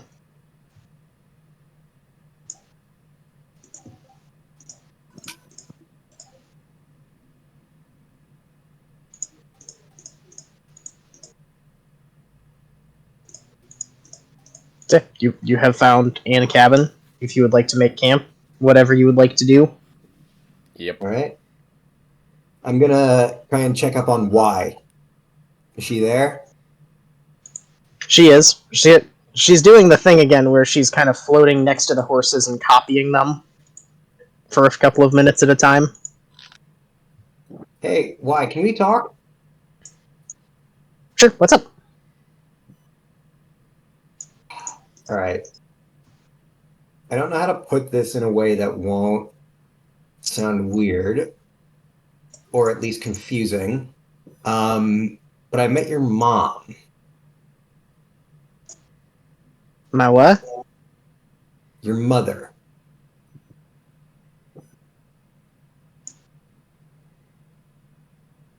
Okay. She came to me in a dream.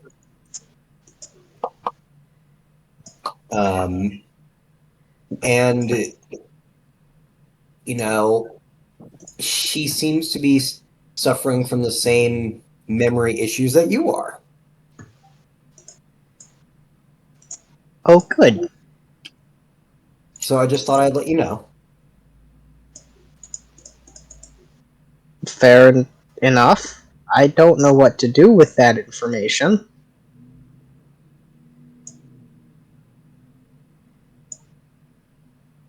Well, I'm not quite sure either. I just thought I'd let you know. Thanks for the update.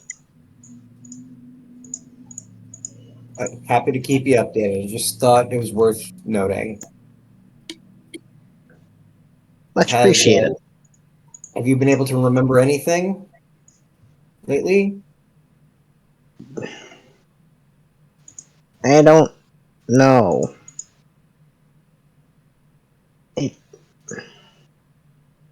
It's hard to tell sometimes. Well, you want to do me a little favor?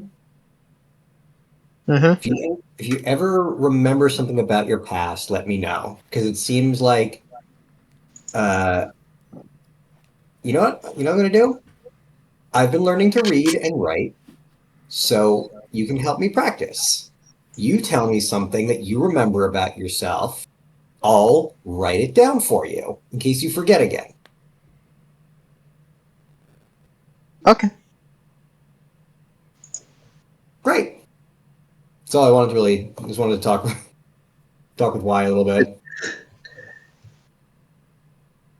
Give me a minute to figure out.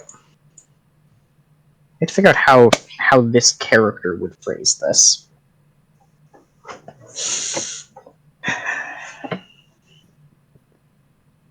Alright, so she's basically going to interpret your invitation as, or your suggestion as an invitation to start immediately brain dumping at you. Okay. So what does she say? She basically lists 4 or 5 people you've met. In this case, I think it's going to be Becaris, Senior, Raven, Jean, if you remember who Jean is, Fan, and Man. yeah, Darrett. And how's she going to express this idea?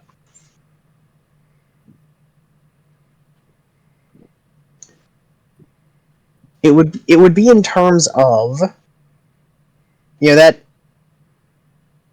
Becaris. I don't like him. I don't want to spend time around him. He's wrong. He's wrong? He's wrong. What does that mean? I don't know. Okay. But then there's that little guy. He made the big spoon that threw people. He was all right. He was kind of there, like a person, but like not. I don't want. Important isn't the right word. He wasn't.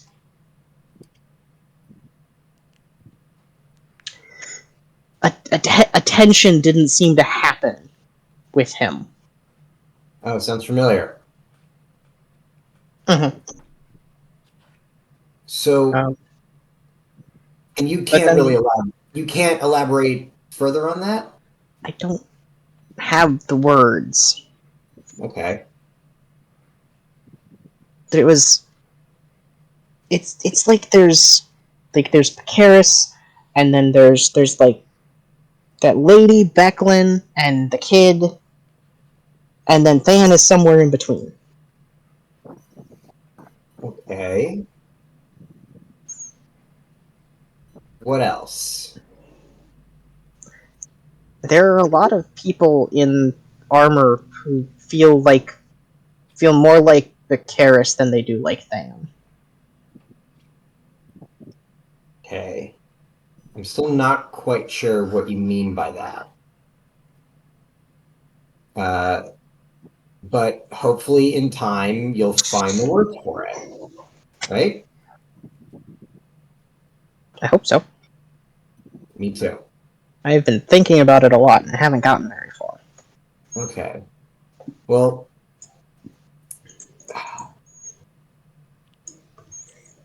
I'm trying to think of like how I can give her words. I'm like, is there a dictionary around?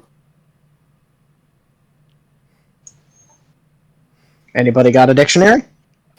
No. Okay, you know what? When we get back, I'm going to put you in school. How does that sound? And I'm going to join you. Me? No, why? Oh. That doesn't sound very fun. I'm gonna be honest with you. It's not supposed to be fun. Then why would you do it? Because sometimes you need to do what's important, not what's fun. That sounds boring. Sometimes, things have to be boring.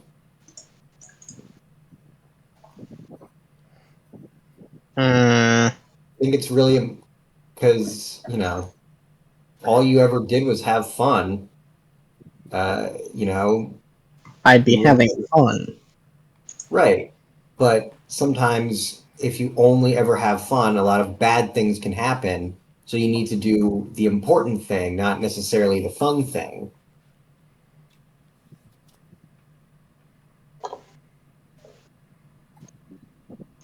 She gets kind of a faraway look for a moment, and then visibly clarifies, staring straight at your face. I didn't think about these things until I met you. Well, I know it can be a lot, but I think part of, living and participating in the world means responsibilities and acknowledging what needs to be done.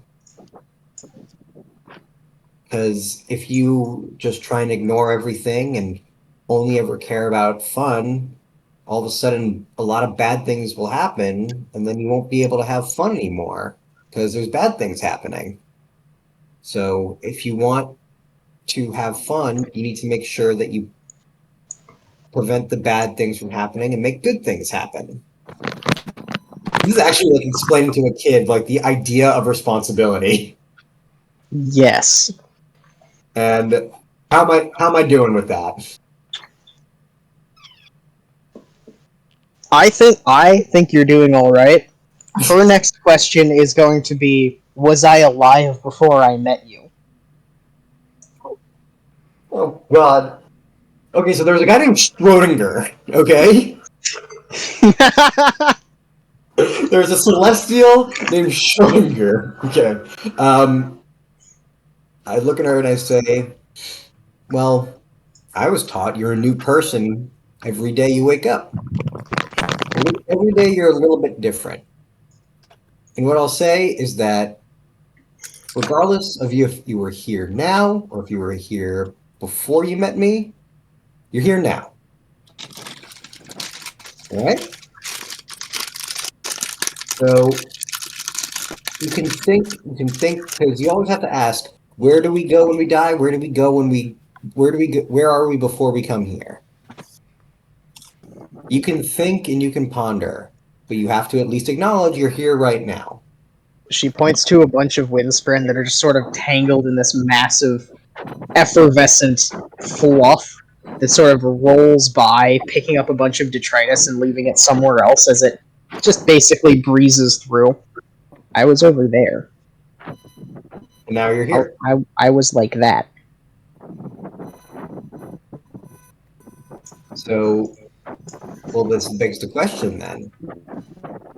Now that you're like this and not that, what do you want to do with yourself? I know you want to have fun, but there's more to it than that, I think. Sometimes in life, you need to ask yourself the bigger questions. Who are you? And what do you want to be? There's a very wise sage who taught me that. Oh. Drank a lot of tea and liked playing pie show. Okay. If Iroh's wisdom can't get to her, I don't know what will. We'll find out. Oh boy. Alright. So we're going to level with y'all. First of all, Swampy, there is so much static coming from your end. Okay. It's fixed now, isn't it? Kind of.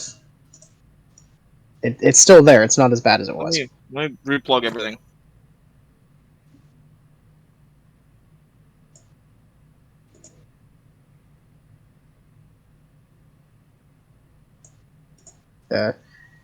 I'll be completely honest with you. My prep pretty much ends once we hit Calaman, so if there's anything you want to do in transit, it would be a good idea to do it, and then we can mess around in Calaman, but I don't have anything prepped past that at the moment.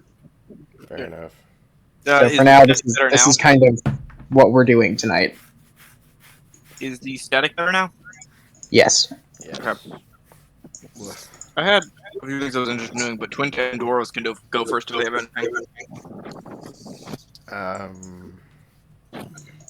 Make a fire. We're still in the cabin, Fire right? is good. Yes. Oh, there's probably a fireplace in the cabin. Make it there. There are the remains of them, yeah. Okay, does the cabin still have a roof? Kind of like half of one. Don't keep us out of the rain. Oh wait, I Yeah. wasn't paying attention. How bad is a storm? It hasn't hit yet. Okay. But it is raining, sort of. It'll be raining in about an hour, yeah. Yeah. Yeah. Then probably gather firewood and light a fire. Okay. And Mike, everyone is now echoing through you. Me? Okay, Yeah. let me put some headphones in.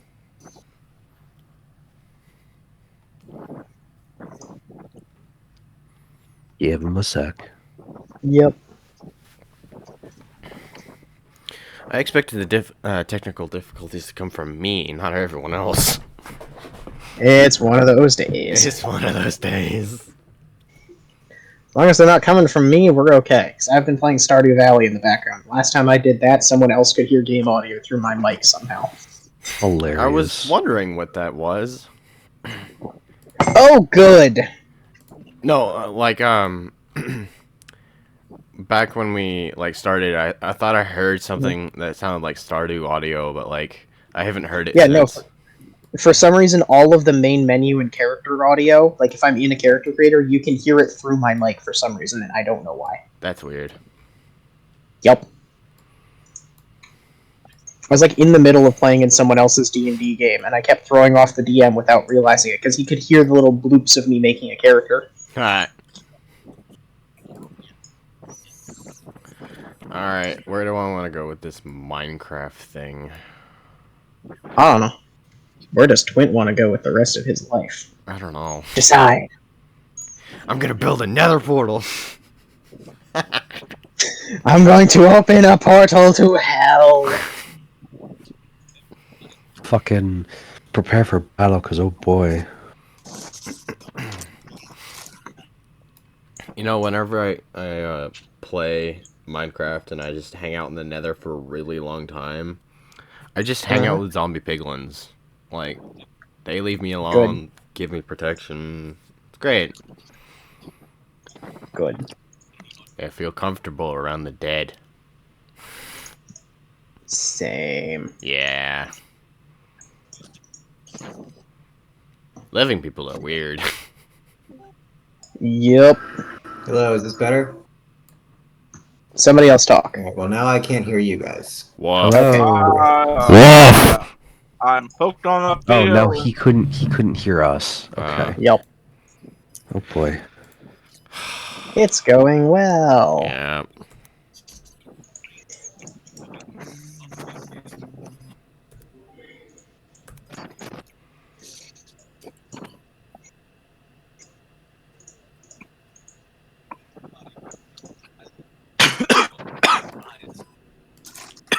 Oh no, he's dying. Call the police. Why the police? Good question. And earlier you made a comment about calling the cops on someone in a call. May I ask who?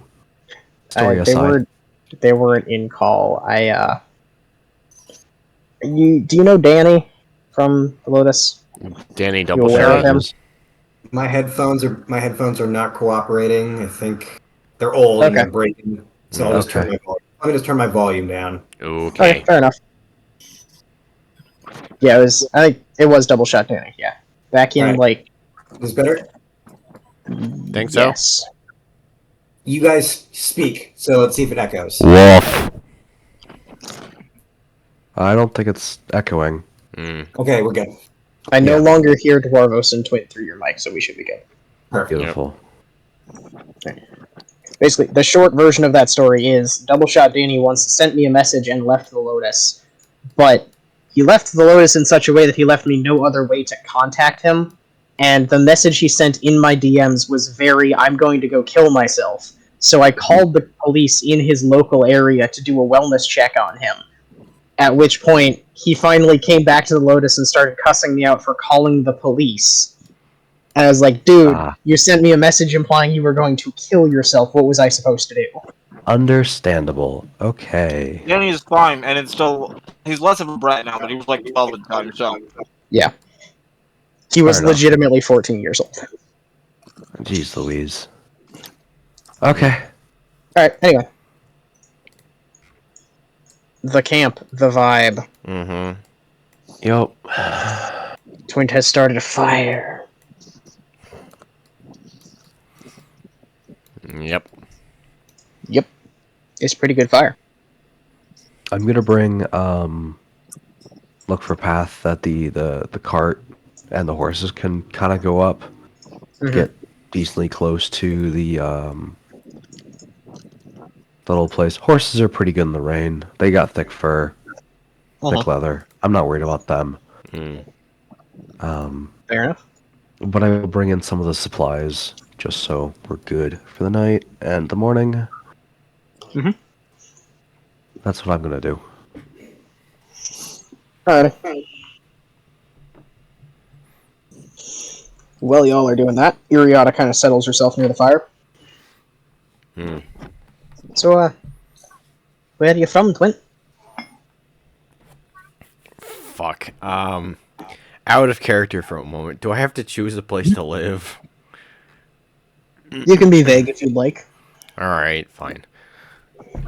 There was a small town, kinda out in the backwoods, near a major city, but, like, there was only a few of us.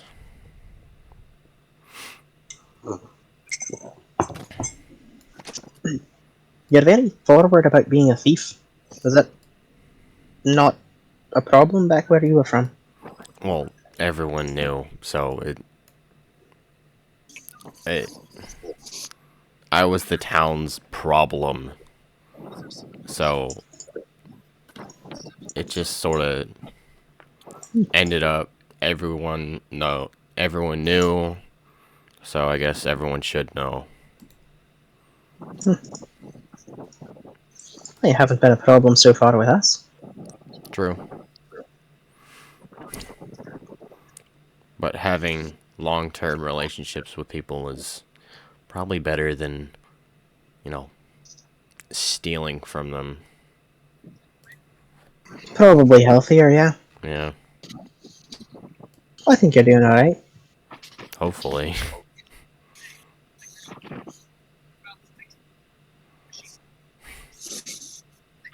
Just lapse into a comfortable silence. Mm.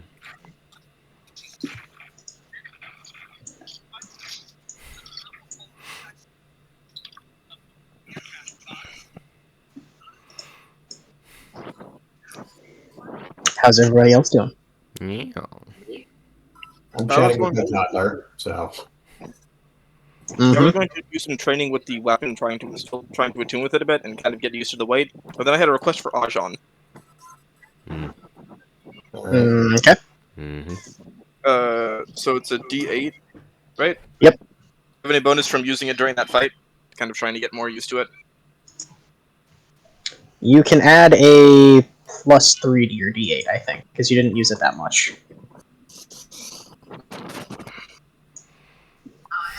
1d8 plus 3.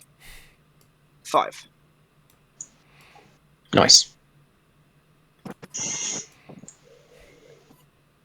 Where is my bio? There it is. That is up to 8 out of 20. And then my request for Ajan. So I'm just gonna kind of, after you've done a bit of talking with Weiner, just kind of sitting in silence. Ajan, are you feeling? As what? How are you feeling? You were kind of passed out there for a few days. I mean, that's pretty normal for me. It's it's weird. I've been talking a lot with this little one, Seems like, I don't know. Weird, feeling almost paternal in a way. But in terms of passing out, I'm fine. I'm fine with that. Y slightly interjects, that's a real big word for someone who can't read. And you give a lot of back chat for someone who also can't read. I know we've been practicing, and we could try and do some more of it tonight, but I was hoping I could ask you to help me with something else. Sure. You don't mind the storm and weather, right? Not at all. I'm trying to understand more about what happened with my feeling when we first had that fight up at the hill and all of us felt something strange, some weird surges in us. And I've had it happen a few times since with when I'm fighting. Kind of connection to the everything around, kind of this weird sense of emptiness. Okay, I can help in any way that I can. It's mostly when I'm fighting, but it seems like I'm feeling the energy around. And so, since the storm is coming tonight and it's rather powerful, I was going to ask you to spar in it with me. That'd be okay. Sure. I just kind of want to see how it feels with something that energetic around. If I can feel any of it. Yeah, I can do that. Thanks. It's going to be a bit before it hits, but I'm just letting you know now. Have you? I mean, you're from the ocean, so you've probably seen your fair bit of typhoons and powerful storms before. You I never have. weathered one? I've weathered them before, but it's a lot easier than you would think under the sea. The waves only reach so deep. That's fair. Sure. I've been on the Hopefully. surface for them too, but again, I'm not really too bothered by the rain or the wind or anything. Sure. Give this a try. Let me just smarten up a little bit. I'm just gonna take a short rest before we do this. Same here. Very badly hurt. Yep. You know what? I'm just gonna use all my hit die. I'm gonna use a half of mine. Only got 2 left.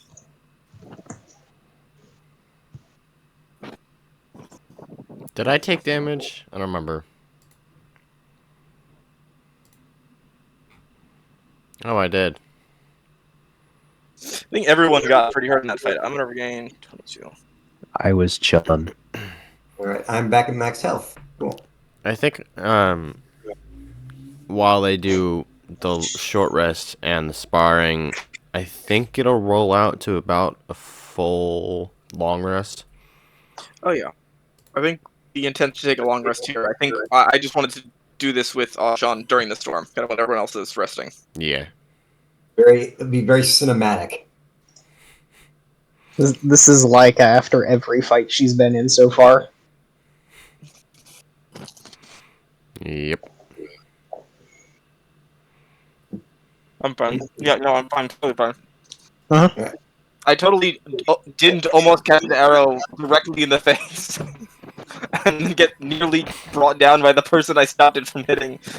I'm fine. Yep.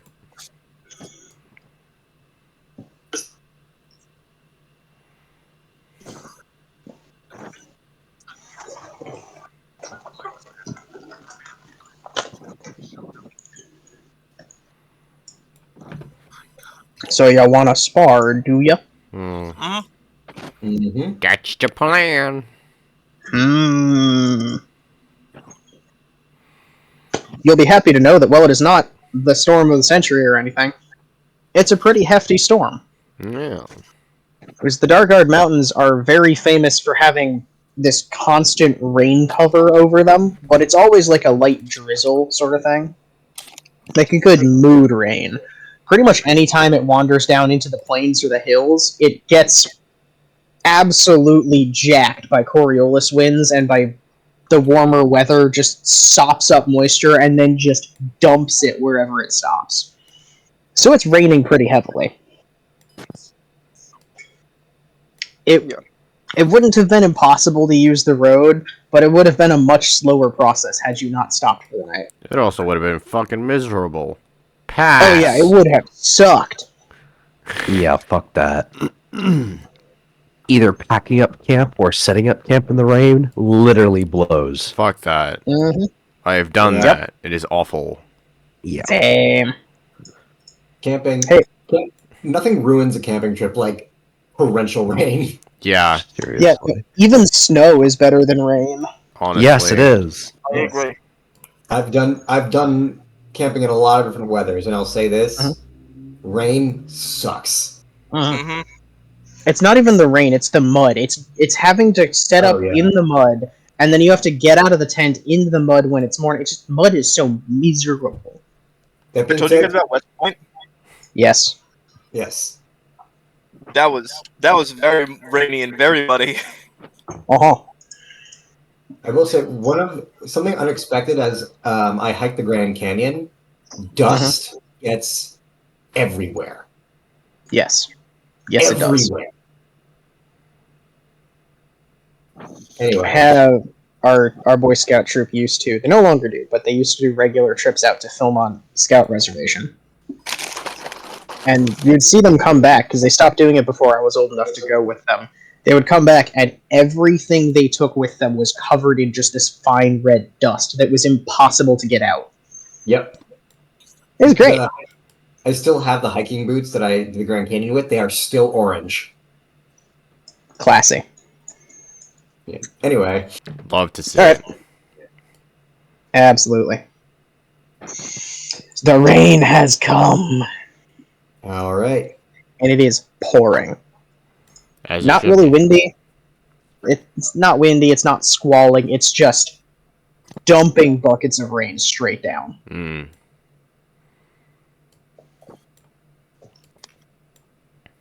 Alright.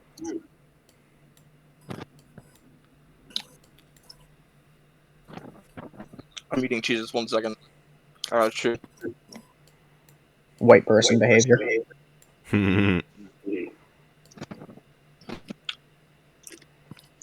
He said to literally everyone in the call. Yeah. Also, yeah. So, yeah, I would kind of just motion Ajahn, leave all of my stuff there, including my spear. And, Are we doing this barehanded? That's the thought. I was more hoping for the experience than for a very intense match. All right. By the way, I'm going to grab the Sigil of my God. Good luck, Charm. And yeah, head out into the absolute fucking drenching storm. Alright.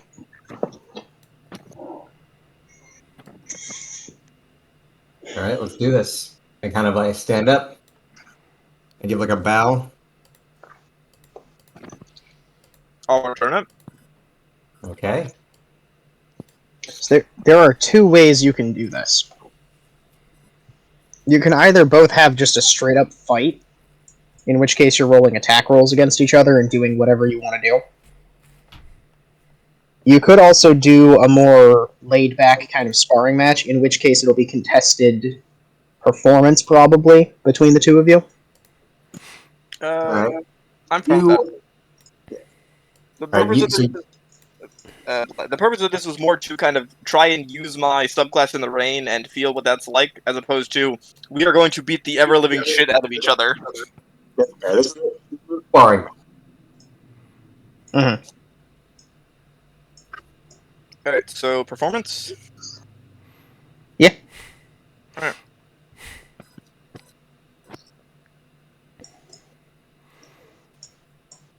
To check my sheet. Performance is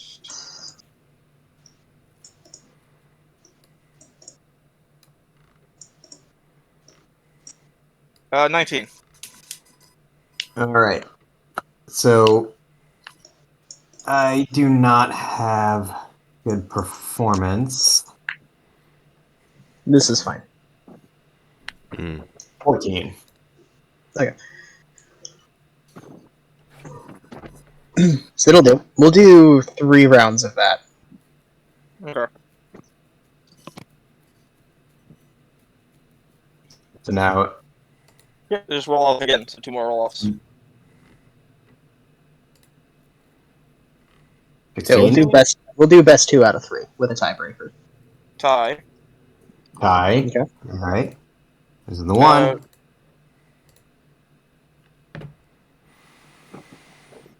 15. That is a 3. That is Error in roll. Let's go. Man rolling for E3. Let's fucking go. Augustine. 6. Nan. I love when it just Alright. gives not a number. Yep. Yeah. And we need a tiebreaker. 1 more. 16. 6. 16 and 6 again. Whoa. All right. This bot has a bit of a one-track mind. Little bit. Yeah. Alright. So from the outside perspective, everyone who's watching this happen is basically going to see 2 monks just beating the crap out of each other for about 15 minutes in total. It doesn't look like a particularly pitched battle. They seem fairly evenly matched, and they seem to be having a good time. It just looks incredibly violent to be doing bare knuckle. Like, you expect someone in this performance to be breaking bones. Given their 2 fighting styles, I would compare this to watching 2 professional MMA fighters. That seems appropriate. Just seeing like perfect rhythm and like response. Mm-hmm. Not really. It's not quite. One of them flowing with various strikes, kind of flowing like water. The other one violent like the storm around us. You're a very even match for the 2 of each other. Mm-hmm. What it eventually turns into is something that looks a little bit like a dance.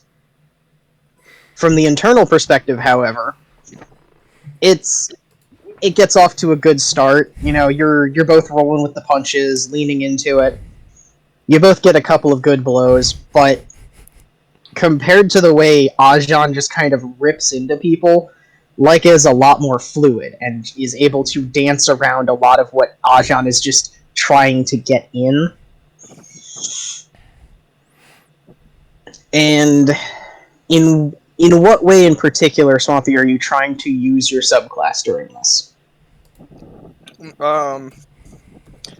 Honestly, just kind of letting him shunt. Ajan, we're still allies, so basically just giving you random small things. Still letting you kind of shunt yourself around. Just kind of trying to let the energy. I'm more or less trying to feel what's around me. Feel if I can see if I can feel the storm. Okay.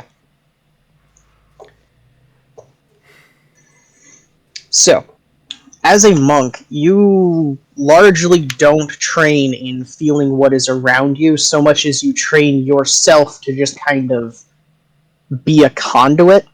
Mm-hmm.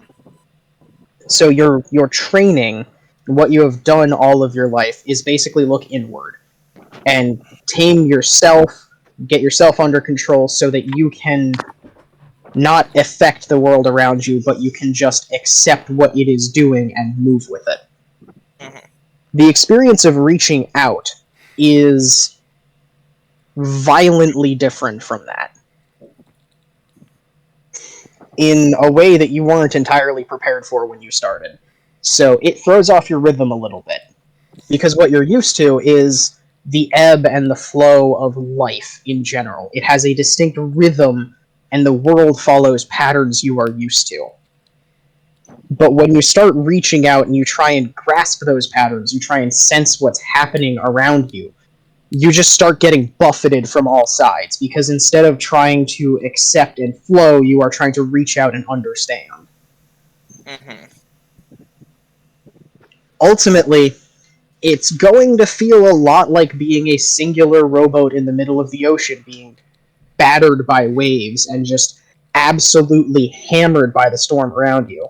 Even though it's not a particularly violent storm, the sheer amount of life, of reality that is present in this moment is almost enough to completely overwhelm you. Mhm. You don't lose fighting form, but it's a lot like trying to wrestle on two fronts at once. Your mind is entirely your own. However, your ki, your spirit, and just your will to fight are all being sapped by both the combat you are engaging in and the fact you are reaching out to the storm, and the storm is not playing nice. Okay, but this is a new feeling, is it not? Yes. Okay. It's not I assume it's not something you have ever done before. Yeah, no. After the kind of 15 minutes of just doing it, you see she kind of looks very exhausted, even more than the fight kind of would have taken out. And you see she just kind of like puts up a hand to stop. Right. I kind of just put my fists down. Real quick. Yeah. From And your like, perspective, Ajan? what was that? From your perspective, Ajan, Yep. she, while fighting you, Laika was a lot more snappy and violent than you have ever seen her. She was still in control and she didn't hurt you at all, but her strikes were faster and it seemed like she wasn't in total control of what was happening. Like they were coming out faster and she wasn't ready for it, so she had to actively pull back in order to not hurt you. Just kind of look at her and like, I think you may have a similar problem that I do. Not problem, but you're letting the storm overtake you. I think something that that changeling from my past pointed out to me is that sometimes I have no restraint. You see I she just think kind of takes a few breaths. I don't mean to interrupt, but do you mean a metaphorical storm, or just kind of points up? I look at the storm and I look at you and I go, yes. I think That's the question. what was the question? I asked, do you mean a metaphorical storm, and then she just points up. Yeah. Well, you can't control that. Point up. But you can control that one. And I tap her on like the sternum. You have that storm, and you know what a good sailor does in a storm? Not drown? They battle the storm. So when you're fighting on the outside, you got to make sure you're fighting on the inside. Control that storm. It's something that I'm working on as well. Because if you can harness those winds and that power, you can sail faster than any other ship. But you need to know how to control it. Did I fight particularly different than I normally do? Just kind of confused. You were. Yes. It was like fighting gale force winds. That's... You were snappy, slippery, fast, powerful. Yes! She looks a bit confused at that, but just kind of nods. I think I understand what you're saying. And I think, whereas you fight like water, and it shows. Ebb and flow, slow crash. I fight like a ship pushing through the water, but you move around.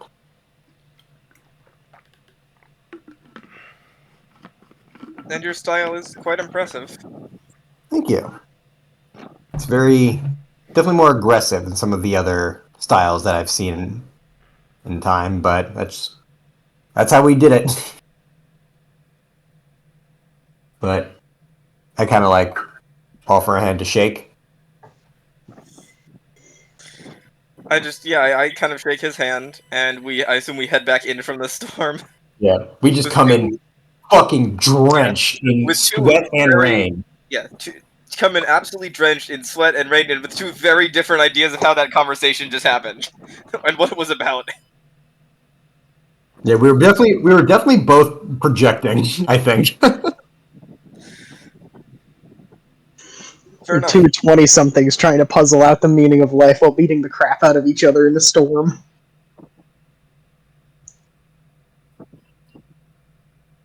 It's going well.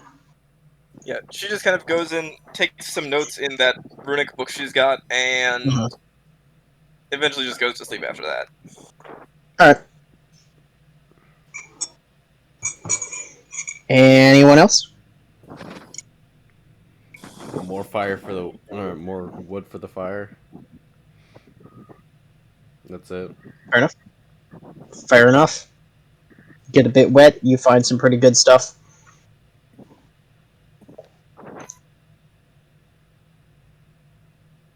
Ocean?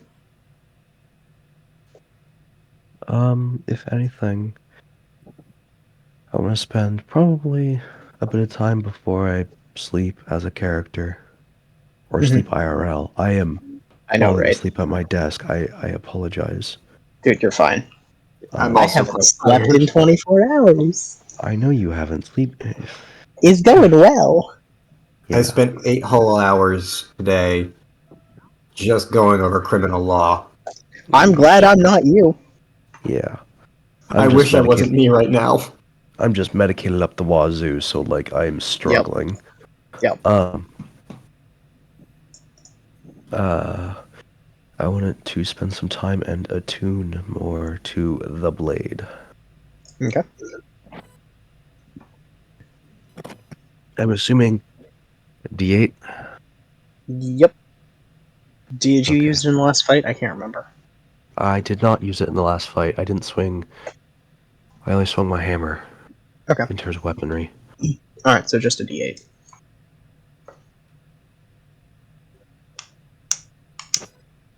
Eight. Damn. Top rolled. Fuck yeah. Cool.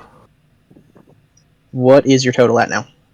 My total, I believe, is going from 9 out of 20 to 17 out of 20. Okay. Oh, do I have to roll my reading dice? If you want us to If you're going to practice reading, then yes. Yes, I am. Okay. I'm gonna be looking like I'm just gonna be like, you know, like the little kid like trying to like work on like holding a pencil. 2. Okay, I'm at 10. You're doing great, honey. You're doing so good. I'm so proud of you. I imagine the reason it's so difficult is because I've gone to sleep at this point and I was helping you last time. Well, I imagine like you gave me like the equivalent of like children's homework printouts, and I'm like with my whole fist gripping like the charcoal pen.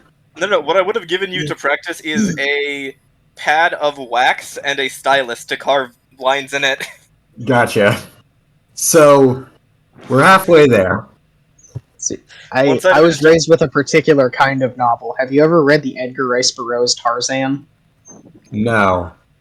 Okay. There's an entire arc in the first book where he's learning to write, but he has no humans to teach him. So he's holding the charcoal like a knife, and his hand is inverted to try and scratch out the letters. That's basically what I imagine you doing. Yeah, I'm full fist around the stylus. Mm-hmm. Yeah, I just imagine I've left you like half of it is covered with my writing, and it's like these very clear, crisp lines, like Greek-looking letters, and then yours is just like trying under to copy those letters over and over again. Full scrawled, ugly chicken scratch. Yep. Yeah. Anyway, that's what I do. Cool. All right, you are now at over 15, Dwarvos, on your attunement. Are you did you reach over 15 with this one too? No, I am at 8. Okay. So, Dwarvos. Yes. You are both a Forge Cleric, and you have spent a decent amount of time attempting to get yourself in tune with this blade. Yeah. So,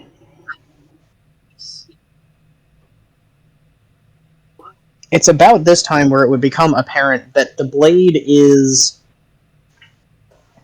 So the blade and the handle, you were told it's a new blade put on an old handle.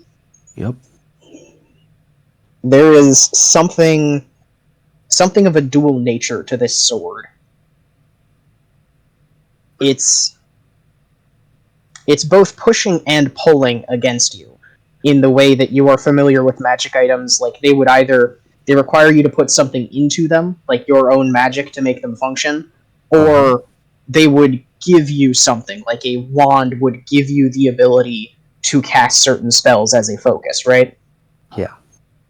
In this case, however, it's trying to do both,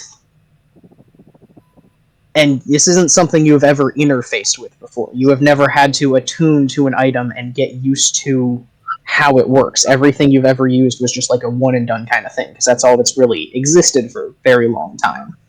Yeah. It is both attempting to give you something, at the same time it is attempting to take something from you. And there is something about your nature in particular which is causing it to come into conflict. Interesting. So if I, while trying to attune to it, feeling this nature, attempt to maybe imbue my own magic into it, does that do anything? It accepts the magic readily enough. There's something else the blade is almost looking for. Not in an intelligent way, but in a pre-programmed sort of the loop is incomplete way. I'm gonna cut myself with it. It is, at this point, you find out it's in fact not sharp enough to cut anything. Damn, okay. It is wrapped in wire. It is wrapped in wire, not super tightly bound in wire, just bound the entire length of the blade and hilt.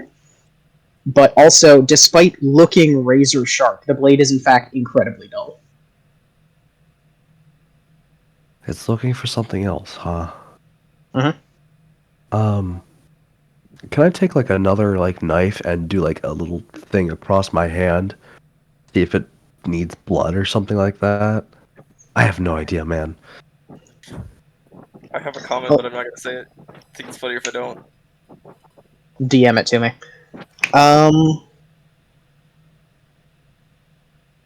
I'll be honest, it's not really going to do anything. It's not going to give you any tangible results if you do that. Okay.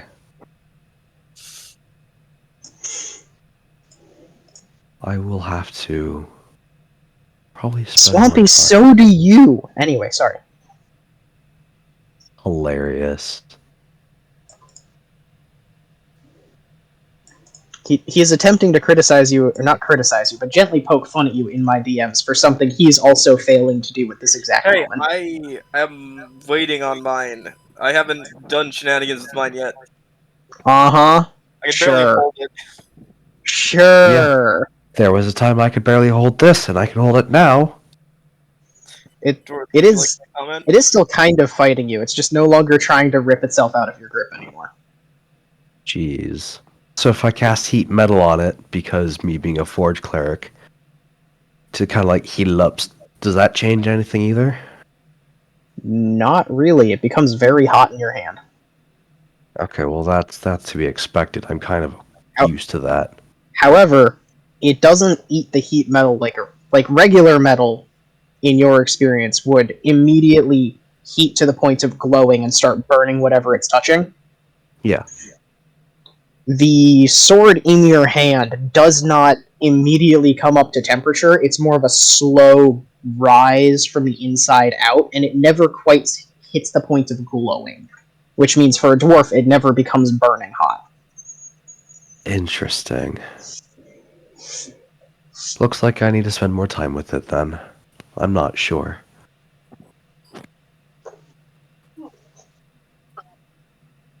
That's fine. You can say that out loud, Swampy, if you want. I'm just also pointing out you have failed to do the exact same thing despite having the exact same resources at your disposal. Rose, would you like my comment? Go for it. Don't you have the identify spell? Yeah. Maybe try that. I will use my identify spell.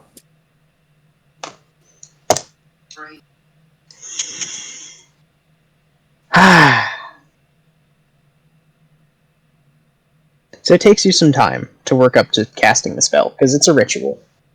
Yep, about 10 minutes, I think. Mm-hmm. And the whole time, as you are pooling your magic, gathering your will to cast this spell, the blade is literally quivering in what you feel as anticipation. And then you cast Identify. The focus with which you cast Identify, I assume, is your holy symbol? Yes. Okay. It immediately begins glowing, this bright forge orange. Oh boy. As does the sword. And as the two are attuned through magic, you feel a gut punch of information come rolling from the metal up into your mind. Oh, Jesus.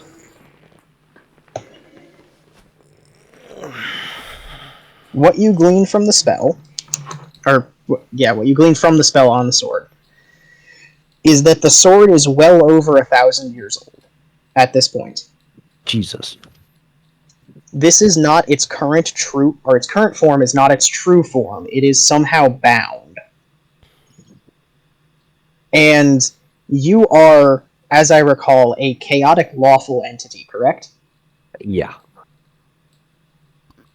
This blade was crafted by a lawful super entity, effectively, specifically as an aid and a bane against chaotic creatures, in an age where magic itself represented the forces of chaos. Oh. The blade was made to kill mages, and it was made to be wielded by explicitly lawful people. Your nature as both a mage and a lawful person is inherently confusing to the magical programming within the sword. Okay. Interesting.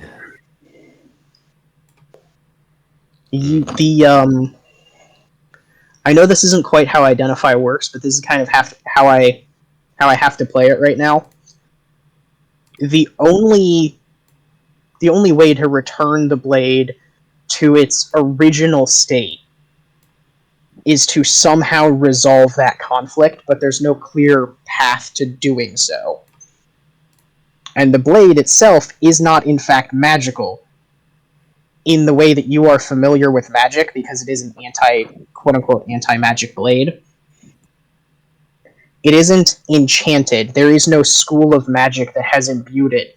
It is like the very fabric that created this blade, the stuff of reality from which it is forged, is inherently lawful to the detriment of magic itself. Okay. Interesting.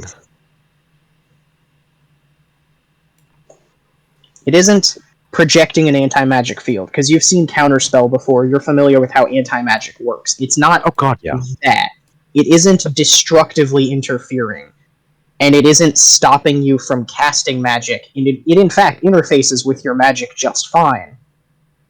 But there is some aspect of this blade which is meant to counter specifically the kinds of people who use magic. Interesting.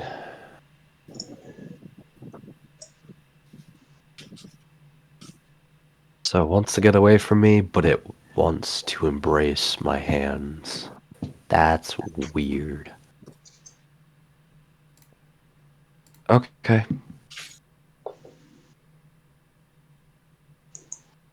I'm not sure what to do next, so we're just gonna have to wait till I can spend more time with it.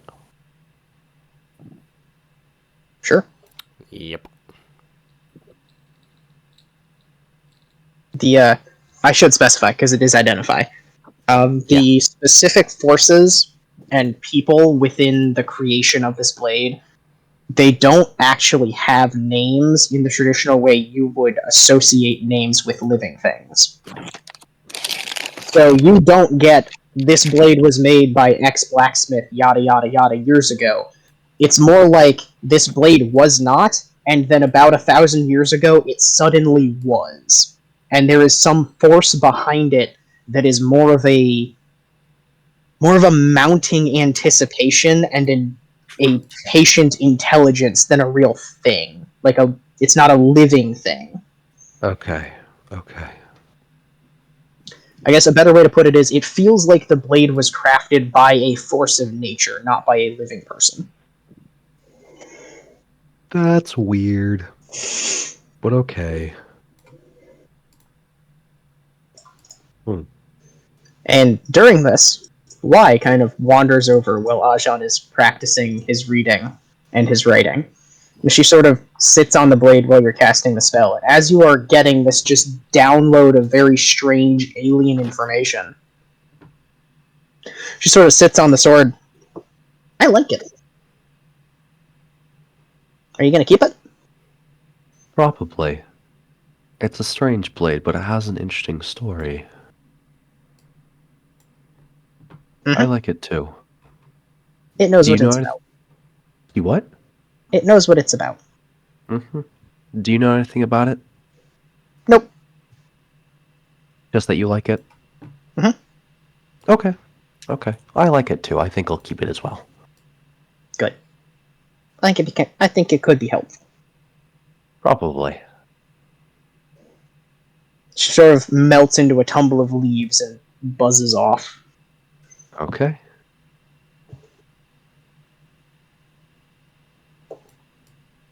They have finally identified the sword. I am so happy. Yes. Anybody else?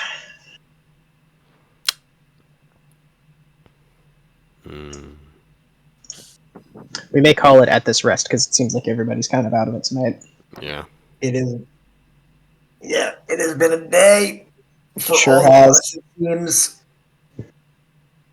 If anyone would like to do anything, now is the time to speak before this turns into just vibing. I think we're good. If no one has anything else, I suppose I will identify the glaive. Yay! Okay, so first of all, it was forged by a guy named Steven, but anyway. Oh my god, it's got Steven! Steven! Historical Stevens. Historical Stevens! Anyway. Actually, you're going to get a very similar but not quite identical feeling. Whereas the sword that Dwarvos is messing around with kind of feels like it sort of came into being as an extension of something else's will. The glaive that you have been training with and thus far kind of failing to understand is more like a knowledge black hole. So it has no strong deviation towards law, chaos, good, evil in the traditional sense that you would probably think of it. It is instead sort of a magical reservoir, is probably the best way to say it, in that there was magic put into it, and that magic has no specific tendency one way or the other.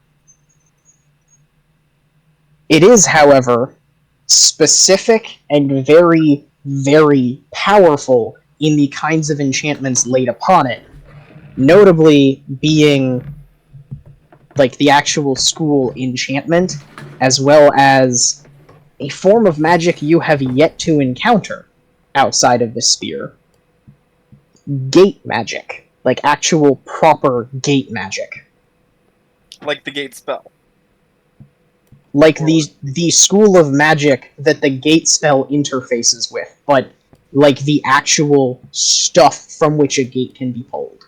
Not a gate that is opened, but the stuff the gate is made out of. I think I get what you mean. If the gate is a door, this is the wall. Okay, so like a layer of stuff that's not clearly just anywhere. That opens when you need a door. Yeah. Okay. Where that door leads isn't specified, and you can't really glean that information without specifically being attuned to the sphere so you can interface with it. The identify spell just tells you that it was there, and it's somewhat younger than the sword, at only about 400 years old, which puts it as a work of forging slightly before the Cataclysm. It was made by elves, and you are enough of a historian to recognize it was made by the kinds of elves who would eventually become modern wood elves. And it is... the runes inlaid on it are specifically the kinds of... or they are specifically the programming for the spells. It's just kind of laid out on the shaft. So if you could learn how to read them, you would be able to decode exactly what the glaive could do without attuning to it, but it's not in a language so much as it is just the runes of magical implication. Okay. Like, it is a program written out on the handle that I simply cannot read. Yes. Since I still do not know any basic runes. Even if you did know basic runes, it would be kind of like trying to decode something that was programmed in Japanese. Yeah.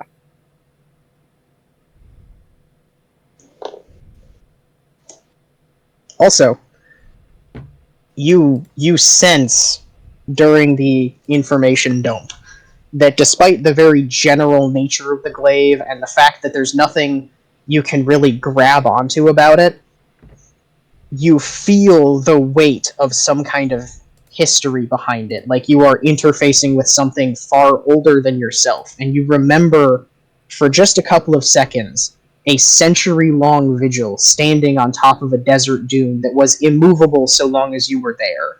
You were guarding something. And then that sort of washes over you before you can really decode it. Got it.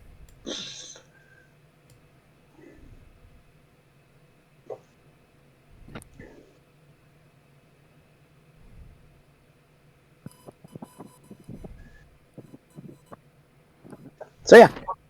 Okay.